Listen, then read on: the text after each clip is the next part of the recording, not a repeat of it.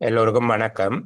இலங்கை நிர்வாக சேவை மட்டுப்படுத்தப்பட்ட போட்டி பரீட்சைக்கு ஆட்சேர்ப்பு செய்வதற்கான அஹ், பரீட்சைகளில் தோற்றும் பரீட்சார்த்திகளுக்கு வழிகாட்டுகின்ற 2025ஆம் ஆண்டு மே மற்றும் ஜூன் மாதங்கள் உள்ளடக்கிய சேலமர்வு தொடரில் முதலாவது சேலமர்வில் சந்திக்கிறோம். அஹ், இன்றைய சேலமர்வில் இருந்து நாங்கள் தொடர்ச்சியாக கலந்துரையாடப்படுகிற காலங்களில் ஒரு வழிகாட்டியாக அல்லது எங்களுக்கான ஒரு வழித்தடமாக நாங்கள் கடந்த கால பரீட்சைகளில் வினவப்பட்ட வினாக்கள் அடிப்படையாக கொண்டு நாங்கள் படிக்கக்கூடிய பாடப்பரப்புகளை இங்கொன்றும் அங்கொன்றுமாக தேடி கேட்கின்ற ஒரு நடைமுறையை பின்பற்றலாம் என்கிற தீர்மானத்தின் அடிப்படையில் கடந்த கால வினாத்தாள்களை முன்னிறுத்தி அந்த வினாத்தாள்களில் வினவப்படுகிற வினாக்களையும் அதனோடு அண்மித்த பாடப்பரப்புகளையும் உள்ளடக்கியதாக எங்களுடைய கலந்துரையாடலை செய்ய போகிறோம். இதில் ஒரு விடயம் பிள்ளைகள் ஞாபகம் வச்சிருங்க, இலங்கை நிர்வாக சேவை போட்டி பரீட்சைக்கான வினாத்தாள் என்பது நாங்கள் பார்க்கின்ற வினாத்தாளினுடைய வடிவத்தை ஒத்தது அல்ல. அதில் தெளிவாக இருக்க வேண்டும். இப்போ நாங்கள் பார்க்கிற இந்த வினாத்தாள்களில் நேரடியாக கேட்கப்படுகின்ற கேள்விகள் ஒருபோதும் இலங்கை நிர்வாக சேவை போட்டி பரீட்சையில் நேரடியாக கேட்கப்பட மாட்டாது. இப்போ முதல்ல உங்கள்ட்ட ஒரு தெளிவு வர வேணும். கேட்கப்படுகிற வினா எந்த நேரடி வினாவை எங்கள்கிட்ட மறைமுகமாக ஒரு விடை ஆய்வு கூடாக கேட்கிறாரு. நான் உதாரணத்துக்கு உங்களுக்கு இலங்கை நிர்வாக சேவை கிடைக்கக்கூடிய ஒரு வினாத்தாள் 2014ஆம் ஆண்டு விண்ணப்பங்கள் கோரப்பட்டு நடைபெற்ற 2016 நடைபெற்ற ஒரு வினாத்தாளை காட்டுகிறேன் பாருங்க. பொது நிர்வாகத்துடன் தொடர்பட்ட விடையாய்வு 1 என்று சொல்லி போட்டு இந்த முன்பகுதி எங்களுக்கு வேண்டாம். ஒரு சிறிய விடை ஆய்வு ஒன்றை தருவார். ஒரு விடயம் ஒன்று சொல்லப்பட்டிருக்குது. அதுல சொல்லப்படுகிற விடயத்துக்குள்ள எல்லா வினாக்களும் அடங்கி இருக்க வேணும் என்கிற நிர்பந்தமும் கிடையாது. அவர்கள் அதுக்குள்ள ஒரு கதை ஒன்று உங்களுக்கு சொல்லுவேன். கதையை சொல்லி போட்டு இப்போ இதில் பாருங்க, முதலாவது கேள்வி. இப்போ சாதாரணமாக கேள்வி கேட்கிறதாக இருந்தால் இது பொதுச்சேவை ஆணைக்குழுவின் நடைமுறை விதிகள் தற்போது இருக்கக்கூடியதல்ல, 23/10 அல்ல, 1589 இருக்கக்கூடிய கேள்வி. அப்போ நியமன கடிதம் தயாரிக்கப்பட வேண்டியது அதனுடைய பின்னிணைப்பு, முதலாம் பின்னிணைப்பு, 2ஆம் பின்னிணைப்பு என்கிற விதமாகத்தான் அங்கே இருக்கு. இப்போ அந்த விடயம் மாறிட்டு நாங்கள் அது வரைக்கும் பார்ப்போம். அவர்கள் இந்த கேள்வியை கேட்கிறதாக இருந்தால் இந்த வீதி பராமரிப்பு உதவியாளர்களுக்கான நியமன கடிதம் தயாரிக்கப்பட வேண்டியது இந்த மாதிரிக்கு அமைவாக என்றுதான் சாதாரணமாக கேட்கவும். அது கூட வீதி பராமரிப்பு உதவியாளர்களுக்கு கேட்கறது இல்லை. பொதுவாக அரசு சேவையில் நியமன கடிதம் தயாரிக்க வேண்டியது முதலாம் பின்னிணைப்பு அல்லது 2ஆம் பின்னிணைப்பு. அது விடயத்துக்கு ஏற்றபடி அதுமா சரிதானே. இப்போ இதுல அவர்கள் பாருங்க 5 கேள்வி போட்டிருக்கிறோம். 5 கேள்விக்கும் ஒரு புள்ளிப்படி. ஆனால் நான் பெரிய சிரமப்படுது அந்த கேள்வியை தயாரிப்பினோம். 4 விடைகள் தந்து 4 விடையில ஒரு விடையை நீங்கள் தேடி கண்டுபிடிச்சு அதுக்குரிய புள்ளியை அதுக்குரிய இலக்கத்தை கொடுக்குற மாதிரியாகத்தான் தந்திருக்கிறேன். சில வேளைகள்ல இந்த பாருங்க அடுத்த கேள்வியும் அப்படித்தான் இருக்கு. இன்னொரு வகையான வினாக்கள் இருக்குது. உங்கள்கிட்ட தனி ஒரு வாக்கியத்துல விடை எழுத சொல்லி கேட்கறது. முதல் 20 கேள்விகளும் அந்த ஆண்டுல நான் பல்தேர்வு வினாக்களாகத்தான் கேட்டிருக்கணும். 4 விடையை தந்து பொருத்தமான ஒரு விடைக்கு நீங்கள் இலக்கம் எடுக்கிறது. அதுல கீறக்கூடாது, பக்கத்தில் தரப்பட்டிருக்கிற இடத்துல அதுக்குரிய இலக்கத்தை எழுத வரும். இதுக்கு பிறகு திரும்பவும் ஒரு புள்ளிக்குரிய கேள்வியா தனி ஒரு வாக்கியத்துல நாங்க ஒன் வேர்டு ஆன்சர் என்று சொல்றோம். ஒன் வேர்டு ஆன்சர் அல்ல, இது ஒன் சென்டென்ஸ். ஒரு வாக்கியத்துல எழுதக்கூடியதாக 10 கேள்விகளை இதுல போட்டிருக்காங்க, அள்ளி போட்டிருக்காங்க இடமாற்றத்துல. அப்படியே கேள்வி கேட்ட தொடர்ச்சியாக வருகிற மாதிரி தான் அந்த கேள்வி இருக்கும். இது ஒரு மாதிரி மட்டும்தான். இப்படித்தான் கேள்வி இருக்கும் என்று சொல்லி நாங்கள் முடிவுக்கு போக இயலாது. இதுக்கு பிறகு பாருங்க 2 புள்ளிகள் வழங்குகிறதாக 31 தொடக்கம் 45 வரையிலான கேள்விகளுக்கு 15 கேள்விக்கு 30 புள்ளி கொடுத்துருக்காங்க. 15 கேள்விக்கு 30 புள்ளி, மேல 20 கேள்விக்கு 40 புள்ளிகள். மேல பாத்தீங்கன்னா இந்த 30 கேள்விக்கு 30 புள்ளிகள். 1 தொடக்கம் 30 வரைக்கும் 30 புள்ளி. அடுத்தது 31 45 வரையான 15 கேள்விக்கும் 30 புள்ளிகள், 60 புள்ளி போய் முடிய. பிறகு 5 கேள்விகளுக்கு அதுவும் ஒரு பெரிய விடய ஆய்வு ஒன்று தெரியல, பந்தி பந்தியாக தெரியல. சாதாரணமாக சில விடயங்கள் சொல்லப்பட்ட அதுல முக்கியமான 5 விடயங்களை குறியிட்டு காட்டிட்டு கேள்வியை கேட்கிறார்கள். இந்த உதாரணத்துக்கு பாருங்க,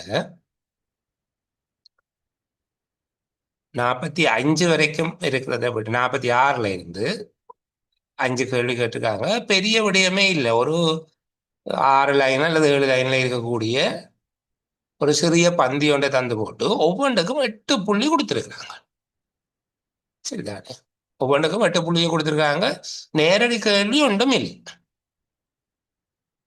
அதுல எல்லா கேள்விக்குமே விட, நேரடி கேள்விக்கு நீங்க என்ன எழுதுவீங்க, உங்களுடைய அறிவு அந்த விடயத்தையும் இதுல தரப்பட்ட இந்த விடய ஆய்வுல சொல்லப்படுகிற நபர்கள் சம்பவங்களோட தொடர்பு படுத்தியதாக அந்த விடையை எழுத வேண்டும். இந்த விடயத்தை நீங்கள் புரிஞ்சு கொண்டால்தான் நாங்கள் செய்கிற கடந்த கால வினாத்தாள்களுக்குரிய விடைகளை தேடுவதில் ஒரு வெற்றி இருக்கு. சரிதானே? இப்போ உதாரணத்துக்கு 49வது கேள்வியை பாருங்க. நியம முறையில் அமைந்த ஒழுக்காற்று விசாரணையின் பின்னர் களஞ்சிய பொறுப்பாளருக்கு வழங்கப்படும் ஒழுக்காற்று கட்டளையில் கட்டாயமாக அடங்கி இருக்க வேண்டிய விடயங்கள் யாவை? இப்ப இதை சாதாரணமாக கேட்கிறேன்டா, ஒழுக்காற்று கட்டளை ஒன்றில் உள்ளடங்க வேண்டிய விடயங்கள் எவை என்று சொல்லி. 47ஆம் கேள்வியை பாருங்க. சுற்றாடல் காப்பு அமைச்சின் களஞ்சியத்தில் ஏற்பட்டுள்ள கணக்காய்வின் போது ஏற்பட்டுள்ள இழப்புகள் தொடர்பாக நிதி ஒழுங்கு விதி 104 கீழ் பூரண விசாரணையை மேற்கொள்ள அந்த திணைக்களத்தின் உதவி பணிப்பாளருக்கு நிர்வாகம் பொறுப்பளிக்கப்பட்டது. அந்த உதவி பணிப்பாளர் நிர்வாகம் நீர் என கொண்டு விசாரணையின் முடிவில் உமது பூரண அறிக்கையில் நிதி ஒழுங்கு விதி 104 அமைய உள்ளடக்க வேண்டிய விடயங்கள் என குறிப்பிட்டது. இந்த கேள்வியை நாங்கள் புரிந்து கொள்ளுகிற விதத்துல தான் இதுக்கு விட கொடுக்கலாம். சாதாரணமா சில பேர் தனக்கு தெரிஞ்சதை எழுதி போட்டு இது நேரடியான கேள்வி என்னன்னு கேட்டால் நட்டம் பற்றிய இறுதி அறிக்கையில உள்ளடங்க வேண்டிய விடயங்கள் அவை. நட்டம் பற்றிய ஆரம்ப அறிக்கை, நட்டம் பற்றிய இறுதி அறிக்கைன்னு சொல்லி நாங்கள் படிக்கிறோம் தானே. நட்டம் பற்றிய இறுதி அறிக்கையில உள்ளடங்க வேண்டிய விடயங்கள் அவை என்கிறது தான் கேள்வி. இந்த விடயத்தை நாங்கள் புரிந்து கொள்வதற்காக மட்டும்தான் கடந்த கால வினாத்தாள்களுக்குள்ள போகிறோம். அந்த வடிவத்துக்கும் இந்த வடிவத்துக்கும் இடையில நிறைய வேறுபாடு இருக்கும். நேரடியான கேள்வியாக நாங்கள் படிக்கிற விடயம் அவர்கள் ஒரு இன்னொரு வடிவத்தில், இப்ப இதுல கேட்டிருக்கிறது 5 வரிகள்ல கேட்டிருக்கிறார்கள். சரிதானே? இந்த பாருங்க, சுற்றாடல் காப்பு அமைச்சு தொடர்பாக கணக்காய்வு அதிகாரியினால் சமர்ப்பிக்கப்பட்ட அறிக்கையில் குறிப்பிடப்பட்டுள்ள முறைகேடுகள் தொடர்பாக ஒழுக்காற்று அதிகாரி என்ற வகையில் அமைச்சின் செயலாளர் மேற்கொள்ள வேண்டிய நடவடிக்கைகள். இது ஒரு ஒழுக்காற்று அதிகாரியினுடைய பொறுப்புகள் என்று நேரடியாக கேட்க வேண்டும். ஆனால் அந்த கேள்வி அப்படி அமையாது. நீங்கள் எழுதுகிற விடையும் அப்படி அமையக்கூடாது. இதுதான் மிக முக்கியமானது.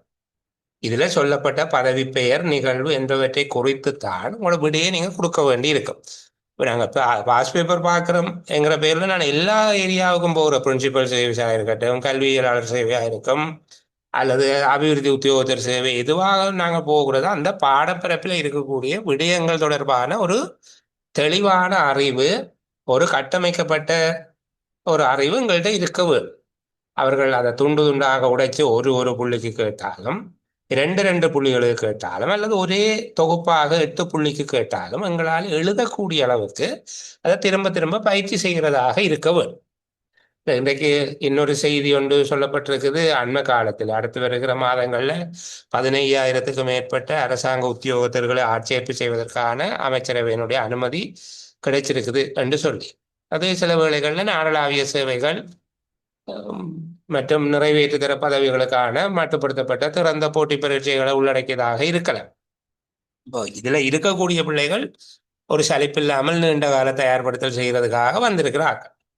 அப்போ அவர்கள் எதிர்பார்க்கிற விடயத்தை நாங்கள் செய்ய வேண்டுமாக இருந்தால் கோட்பாடு ரீதியான அறிவோடு மட்டும் இருக்கையிலாது அதை விநியோகிக்கவும் தெரிய வேணும். நாங்கள் இவ்வளவுதான் படித்தாலும் கேள்வியை பார்த்து கொண்டு வந்தால் மட்டும்தான் விட எழுதக்கூடிய வல்லமை வரும் என்கிற அடிப்படையில தான் இந்த விஷயத்தை நாங்கள் திரும்ப திரும்ப பேசுகிறோம். அப்ப அந்த விஷயத்துல தெளிவாக இருங்க. நான் தந்திருந்த வினாத்தாளை அடிப்படையாக வச்சு கொண்டு நான் விட சொல்லுகிற நேரத்தில் உங்களோட அந்த வினாவுக்கான விடைகளை மட்டும் பார்க்காம அது சில வேளை எங்களுடைய பரீட்சை தொடர்பு இலங்கை நிர்வாக சேவை பரீட்சை தொடர்பில் எவ்வாறு கேட்கப்படலாம் என்பதை பற்றியும் பார்த்து கொண்டு நாங்கள் கதை மற்றது இவ்வாறு வினாத்தாள போட்டால் இயலுமான வரைக்கும் நேரம் கிடைச்சால் நீங்கள் அதுக்குரிய விடைகளை தேடுவதற்கு முயற்சி செய்யும் சரிதானே எதுக்கும் ஒரு பரீட்சைக்கான விண்ணப்பம் கூறப்பட்டால்தான் அந்த முயற்சி வேகம் வரும் அதுக்கு பிறகு நீங்க குரூப் ஸ்டடி எல்லாம் செய்வீங்க ஆனால் இப்போதைக்கு அந்த விடயத்தை ஆரம்பிக்கிறது நல்லது கட்டம் கட்டமாக நீங்க அந்த விஷயத்தை ஒரு குறிப்பிட்ட நேரம் ஒதுக்கி செய்து கொள்ளுங்க சரி இப்போ பார்ப்போம் அரசு சேவை ஆணைக்குழுவின் செயற்பாட்டு ஒழுங்கு விதிகளில் குறிப்பிடப்பட்டுள்ள அரச சேவை நியமனம் தொடர்பான பொது நிபந்தனைகள் யாவை என்பதை விளக்குக என்று சொல்லி கேட்டிருக்காங்க இப்போ இந்த கேள்வியை சாதாரணமாக அவர்கள் கேட்க வேண்டுமாக இருந்தால் எங்களுக்கு அரசு சேவை நியமனம் தொடர்பான பொது நிபந்தனைகள் ஆனால் இது ஒரு கதையை சொல்லி போட்டு கேட்கிறதாக இருந்தால் சில ஒரு புதிய பதவி ஒன்று வீதி பராமரிப்பு அலுவலர்கள் அல்லது சுற்றாடல் பாதுகாப்பு உத்தியோகத்தர்கள் இந்த மாதிரி நடைமுறையில் இல்லாத ஒரு பதவி ஒன்றை சொல்லி அந்த பதவிக்கு ஆட்சேர்ப்பு செய்கிறது அதுக்கு திறந்த மட்டுப்படுத்தப்பட்ட போட்டி பரீட்சைகள் மூலமாக ஆட்சேர்ப்பு செய்ய போகிறார்கள் என்பது தொடர்பாக எல்லாம் ஒரு கதையை சொல்லி போட்டு உங்கள்ட்ட அங்க எப்படி கேட்பார்களாக இருந்தால் குறித்த சுற்றாடல் பாதுகாப்பு உதவியாளர்கள் சுற்றாடல் பாதுகாப்பு உதவியாளர்களாக நியமனம் வழங்கப்படுகின்ற போது பின்பற்றப்பட வேண்டிய பொதுவான நிபந்தனைகள் எவை என்று சொல்லி கேட்பார் பின்பற்றப்பட வேண்டிய பொதுவான நிபந்தனைகளாக நீங்கள் கருதும் விடயங்களை பட்டியல்படுத்துங்க என்று கேட்கிற போது நீங்கள் எந்த இடத்துல கேள்வி கேட்கிறான்ங்கிறத உய்த்துணரக்கூடியதாக இருக்க வேண்டும் இது அரசாங்க சேவை ஆணைக்குழுவின் நடைமுறை விதிகள் தொடர்பாக நியமனம் பற்றிய பொது நிபந்தனைகள் என்பதை கேட்கிறேன் இப்ப இது எங்களுக்கு உடனடியாக வர வேணுமா இருந்தால் நாங்கள் அந்த பாடப்பிறப்பு தொடர்பில் திரும்ப திரும்ப படித்து அந்த விஷயங்களை கலந்துரையாடி அல்லது அந்த விடயங்கள் தொடர்பில் குறிப்பெடுத்து அதை பற்றி சிந்தித்து தொடர்ச்சியாக அந்த விஷயத்தோட நாங்கள் ஈடுபாடு உள்ளவர்களாக இருக்கோம் இது மிக முக்கியம் நான் கொஞ்ச நேரம் கூட கதைக்கிறேன் உங்களோட எனக்கு பாடத்துக்கு உரிய விடைகளை சொல்லி போட்டு போகிறது நோக்கம் இல்லை இந்த படிக்கிறத பற்றி கொஞ்சம் சொல்லவும் சரி அப்போ இதுல நாங்கள் தெளிவாக இருக்க வேணும் எவ்வளவுக்கு எவ்வளவு நாங்கள் திரும்ப திரும்ப அந்த விடயங்களை படித்து கொள்கிறோமோ அந்த விடயத்தை பற்றி எங்கள்கிட்ட அறிவு இருக்குதோ அந்த அளவுக்கு தான் நாங்கள் பரீட்சையில சித்தி அடையும் இதுல உண்மையிலங்கிற முதன்மை நோக்கம் பொது நிர்வாகம் தொடர்பான விடய அறிவை பெற்றுக்கொள்வது ரெண்டாவது எங்களுக்கு கிடைக்க விடய அறிவை வச்சுக்கொண்டு எந்த பரீட்சையிலையும் நாங்கள் அவற்றை உரிய முறையில் அதை சமர்ப்பிக்க வேண்டிய ஒழுங்குகளை சமர்ப்பித்து அது உயர் புள்ளிகளை பெற்றுக்கொள்வது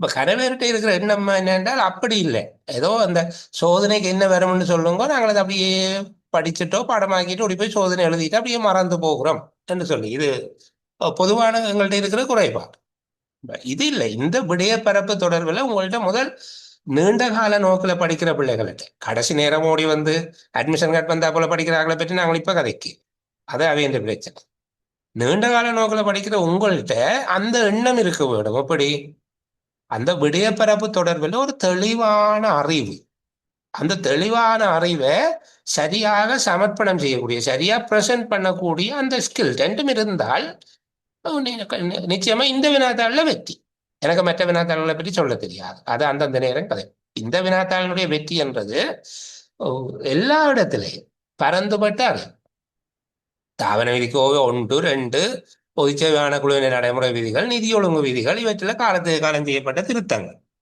இப்ப இவ்வளவு விடயத்தையும் கவனமா படிச்சு கொஞ்சம் கஷ்டமான வேலை போல இருக்கும் சொல்ற போது உண்மையில கஷ்டம் இல்லை என்னென்றால் படிக்க படிக்க படிக்க அந்த விடயம் எங்கள்கிட்ட தெளிவாகி இனி படித்த விஷயத்துக்கு நாங்கள் வினாத்தாளுக்கு விடி எழுதி அந்த அதை குறிப்புகளாக எழுதி செய்து கொண்டு போகிற நேரத்தில் விடி எழுதுகிற மெதட்டும் எங்களுக்கு கைவரும் விடி எழுத வேண்டிய முறைமை எங்களுக்கு கைவரும் அப்போ இதை அடிக்கடி புதுப்பிச்சு கொண்டு இருக்க வேண்டும் பரீட்சை சில ஒரு 3 மாதத்துல வரலாம் அல்லது ஒரு 5 மாதத்துல வரலாம் இந்த வருஷ கடைசியிலையும் வரலாம் இப்போ பரீட்சை இந்த வருதுன்னு சொல்லி நான் அந்த பூச்சாண்டி காட்டி வருமானம் உழைக்கிற நோக்கம் இல்லை அப்படி செய்யலாம் இந்த எக்ஸாம் வர போது ஒடியாங்கன்னு சொல்லலாம் அது வருமா வராத எனக்கு தெரியாது இப்ப நானும் நீங்களும் இதுல படிக்கிறது எங்களுடைய சுய விருப்பின் பேர்ல நீண்ட கால தயார்படுத்தல் இந்த விடயம் தொடர்பான ஒரு நிபுணத்துவ அறிவு எங்கள்கிட்ட உண்டாக்கி வச்சுக்கொண்டு நாங்கள் பரீட்சை வருகிற போது பரீட்சைக்கு இதை பிரயோகிப்போம். அதே போல பிரயோக அறிவும் எங்கள்கிட்ட இருக்கும்.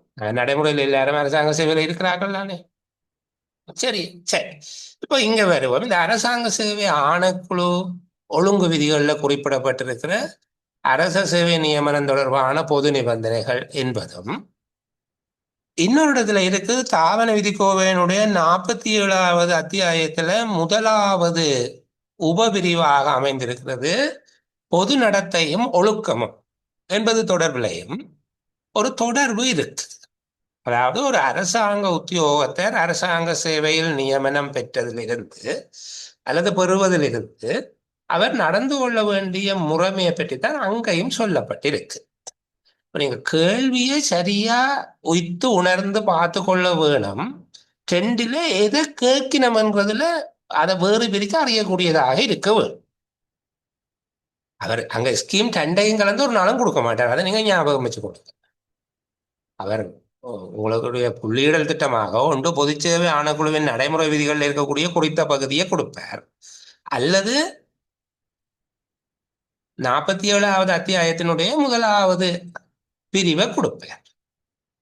ரெண்டு முதலாவது விஷயம் பார்த்து கொள்ளணும். அது பொது நடத்தை மற்றும் ஒழுக்கம் சம்பந்தமான விடயத்தை கேட்கணுமா, அல்லது பொதுச்சேவை ஆணைக்குழுவின் நடைமுறை விதிகளில் சொல்லப்படுகிற பொது நிபந்தனைகளை கேட்கணுமா?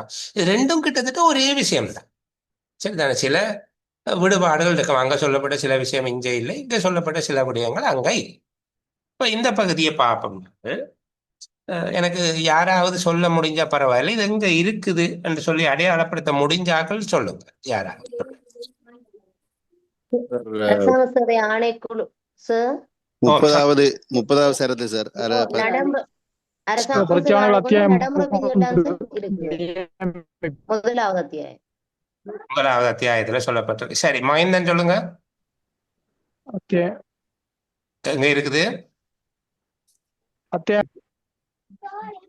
ஓகே, சஜா. ஆம் சார். அத்தியாயம் 3னுடைய 30வது சரத்து. நியமனம் வழங்குவதற்கு முன்னர் நிபந்தனை பூர்த்தி உள்ள நியமிப்பு அதிகாரி ஒருவர் திருப்தி அடைய வேண்டிய விடயங்கள் அதுவா சார்? சரி சரி, பாப்போம். அகிலகுமார். அகிலன். சார் அத்தியாயம் 6ல சார் அந்த நியமிப்பு நியதிகள் நிபந்தனைகள். சார் பொதுச்சேவை ஆணைக்குழுவின் நடைமுறை அத்தியாயம் 6ல இருக்கு. அத்தியாயம் 6ல இருக்கு. சரி, பாப்போம்.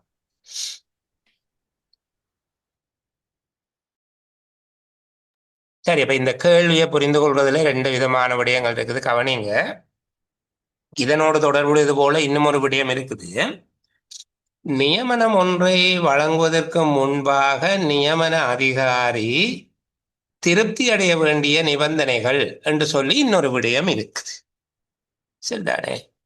நியமனம் ஒன்றை வழங்குவதற்கு முன்பாக நியமன அதிகாரி என்ன என்ன விடயங்கள்ல திருப்தி அடைந்து கொள்ள வேண்டும் என்பது தொடர்பாக கேட்கிற ஒரு பகுதி ஒன்று இருக்குது. அது தொடர்பில் நாங்கள் ஏற்கனவே சஜா அந்த பகுதியை சொல்லியிருந்தாரு. நான் அந்த பகுதியை ஒரு அவங்களோட கதைச்சிட்டு வருகிறேன். சரியா? கவனிங்க. இப்ப நியமனம் ஒன்றை வழங்குவதற்கு முன்பாக பின்வரும் நிபந்தனைகள் பூர்த்தியாக்கப்பட்டுள்ளதாக நியமன அதிகாரி திருப்தி அடைய வேண்டும். இது 28ஆம் 30ஆம் உறுப்புரைகளை உள்ளடக்கிய விடயம். அது ரெண்டையும் ஒரே விதமாக நாங்கள் பார்க்கிறோம். 28ஐயும் 30ஐயும் உள்ளடக்கின. இந்த கேள்வியை கேட்க வேணுமாக இருந்தால் நான் ஏற்கனவே சொன்னது போல சுற்றாடல் பராமரிப்பு உதவியாளர்கள் நியமனத்தை வழங்குவதற்கு முன்பாக அமைச்சின் செயலாளர் எவ்விடயங்கள் அல்லது எவ்வாறான நிபந்தனைகள் பூர்த்தி செய்யப்பட்டுள்ளது என்பதில் திருப்தி அடைதல் வேண்டும். இப்படி கேட்டால் இதுக்கு 4 புள்ளியை கொடுக்க வேண்டியிருக்கும். அப்போ 4 புள்ளிக்கு கேட்க மாட்டோம். உங்கள்கிட்ட கேட்கில் 1 புள்ளி 2 புள்ளி அல்லது 8 புள்ளி. சில வேளைகள்ல 8 புள்ளியை 2 கட்டங்களாக பிரித்து 4 புள்ளி 4 புள்ளியாகவும் கேட்கலாம். ஒரு கேள்வியை 2 உபபிரிவாக பிரிச்சும் கேட்கலாம். இப்போ சில வேளை அந்த நியமனம் வழங்குவதற்கு முன்னர் பூர்த்தி செய்திருக்க வேண்டிய நிபந்தனைகள் 2 தாரங்கோண்டும் கேட்கலாம், அல்லது 4 நிபந்தனைகளையும் தாங்கோ என்று சொல்லும். சரிதானே? அப்ப இங்க முதலாவது பார்க்க வேணும் என்னென்றால் அந்த பதவி, குறிப்பிட்ட பதவி அங்க சொல்லுகிற போது சுற்றாடல் பராமரிப்பு உதவியாளர்கள் பதவியானது ஏற்புடைய அதிகாரியினால் அனுமதிக்கப்பட்டுள்ள பதவி அணிக்கு உட்பட்டது. அதான் இங்க மேலே சொல்லப்பட்டது. நானே பதவியானது இயைவுள்ள நிறுவனத்தின் அங்கீகரிக்கப்பட்ட பதவி அணிக்கு உட்பட்டது என்று சொல்லு.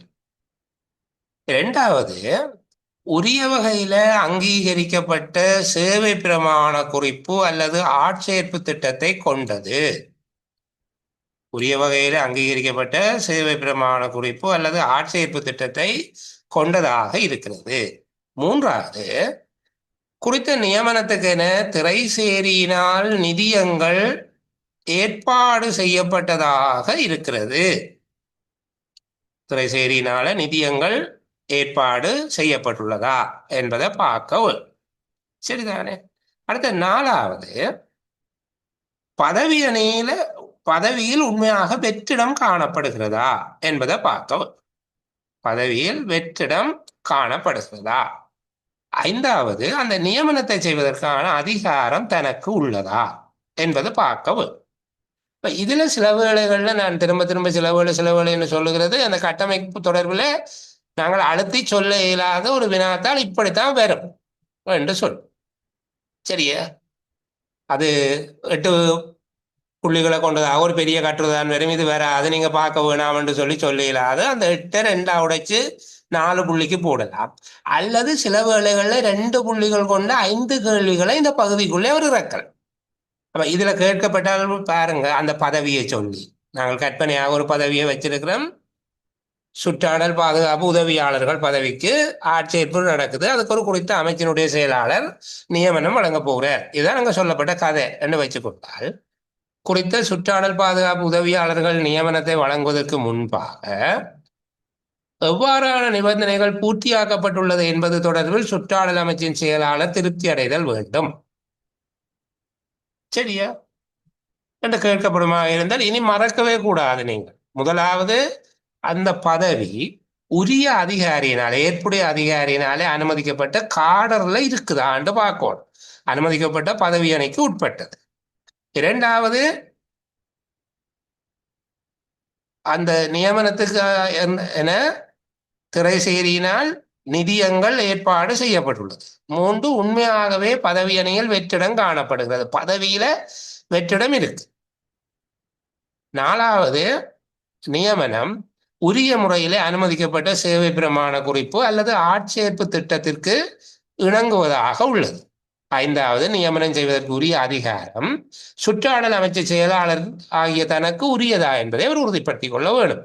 இந்த 5 விடயத்தையும் நாங்கள் வழங்குகிற இந்த வினாவுக்கு பொருத்தமானதா? இங்க பாருங்க, இந்த கேள்விய அரசு சேவை நியமனம் தொடர்பான பொது நிபந்தனைகள் என்று கேட்கிறேன். அதுல சொல்லப்பட்டிருக்கக்கூடிய விடயம் என்ன? நியமனம் வழங்குவதற்கு முன்பாக பூர்த்தி செய்திருக்க வேண்டிய நிபந்தனைகள். 2க்கு இடையில இருக்கிற வேறுபாடு ஒன்று விளங்குதா உங்களுக்கு? இதுல பாருங்க, நியமனம் வழங்குவதற்கு முன்னர் இந்த நிபந்தனைகள் பூர்த்தி செய்யப்பட்டிருக்க வேண்டும். இதோட பூர்வாங்க நிபந்தனை. பொது நிபந்தனைகள் என்று சொல்லப்படுகிற பகுதி வேறொரு இடத்துல இருக்குது. நாங்கள் அந்த பகுதியையும் கதை. சரிதானே? ஏற்கனவே சில பேர் அதை சுட்டி காட்டியிருந்தார்கள். 6வது அத்தியாயத்திலே அந்த பகுதி சொல்லி இருக்குது அப்படின்னு சொன்னாங்க. சரியா? அந்த பகுதியை பாருங்க, அப்படி ஒரு தலைப்பு கிளை இருக்குது. உண்மையில இப்படி ஒரு கேள்வி வருமாக இருந்தால் இது 8 புள்ளிகளுக்குரிய பெரிய கட்டுரை வினாவாக இருக்கும். 8 புள்ளிக்குரிய ஒரு பெரிய கட்டுரை வினா. இதில் 46வது உறுப்புரை தொடக்கம் நீங்கள் ஆக குறைந்தது 56வது உறுப்புரை வரையான பகுதிகளை தழுவி செல்ல வேண்டி இருக்கும். 46வதுல இருந்து 56 வரையிலான பகுதிகளுக்கு நீங்கள் போக வேண்டி இருக்கும். அங்கால 57, 58, 59, 60 அந்த நியமனங்களை முடிவுறுத்தல் தொடர்பான வேறு விடயங்கள், அது பொதுவான அம்சங்களாக இருந்தாலும் பொது நிபந்தனைகள் என்பதற்கு அப்பால் இருக்கு. இதுல இருக்கிற விஷயத்த சாராம்சப்படுத்தி அதே வேளை எதுவும் விடுபடாமல் நீங்கள் ஒரு விடையை தயாரித்து கொள்ள பழக வேண்டும். நான் சொல்லுகிற விடயத்தை தயவு செய்து ஹோம்ஒர்க் செய்யுங்க. சரியா? இந்த பொது நிபந்தனைகள் என்பது ஒரு கட்டுரை வினாவாக போடப்படலாம். நாங்கள் ஒரு விடயத்தை பார்க்கக்குள்ள அது என்ன நோக்கம் என்ன, இதை எப்படி எங்கள்கிட்ட கேட்கலாம் என்கிறத வச்சு கொண்டு செய்ய போறோம். சரி, இப்ப பாருங்க, முதலாவது விடயம்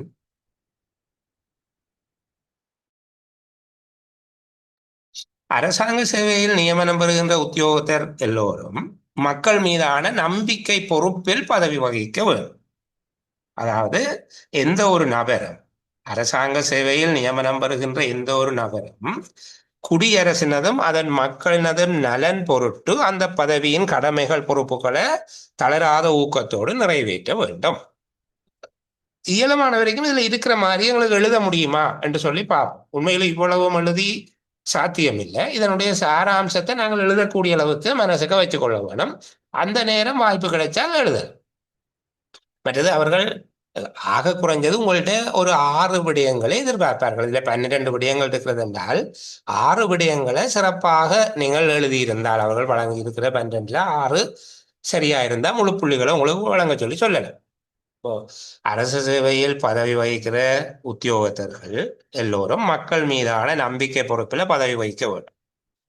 அரசாங்க சேவை பதவிக்கு நியமிக்கப்படுகிற ஒவ்வொருவரும் குடியரசினதும் அதன் மக்களினதும் நலன் கருதி அந்த பதவியின் கடமைகள் பொறுப்புகளை தளராத ஊக்கத்தோடு நிறைவேற்ற வேண்டும்.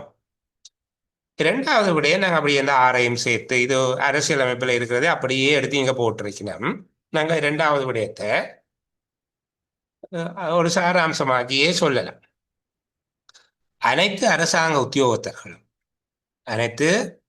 உத்தியோகத்தர்களும் அரசியலமைப்பையும் நாட்டின் அனைத்து விதமான எழுத்தில் ஆக்கப்பட்ட சட்டங்களையும் பின்பற்றி ஒழுகுதல், தேசிய அபிவிருத்தியை விருத்தி செய்தலும், தேசிய ஒற்றுமையை பேணுதலும், தான் தெரிவு செய்த தொழிலில் மனச்சாட்சிக்கு ஏற்ப தளராத ஊக்கத்தோடு பணியாற்றுதல், பொது சொத்துக்களை பேணி பாதுகாப்பதோடு பொது சொத்துக்கள் முறையற்ற விதத்தில் பயன்படுத்தப்படுவது, வீண் விரயம் செய்யப்படுவதற்கு எதிராக செயற்படுதல், ஏனையவர்களின் உரிமைகள் சுதந்திரத்துக்கு மதிப்பளித்தல், இயற்கையையும் இயற்கை வளங்களையும் பாதுகாத்தல் எனும் வகையில் செயற்படுவது அவர்களுடைய கடமை. இதுல எங்களால் முடிஞ்ச வரைக்கும் சாராம்சப்படுத்தி 2 பாயிண்ட்ஸ் எழுதிட்டோம். அப்ப இந்த அளவுக்கு சாதாரணமாக எங்களுக்கு தாரதா இருந்தால் இதுக்கு ஒரு 2 புள்ளியை அவர் தரலாம். அரசியலமைப்பு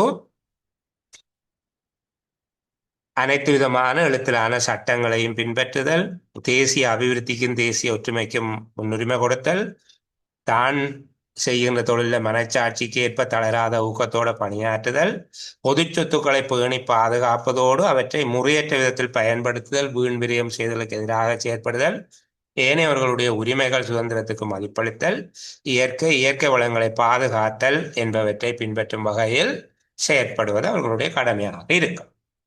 இந்த 3வது விடயம் ஏற்கனவே நாங்கள் பார்த்து வச்சிருக்கிற விஷயம்தான், இருந்தாலும் நான் சொல்லிட்டு திரும்ப ஞாபகப்படுத்துகிறேன்.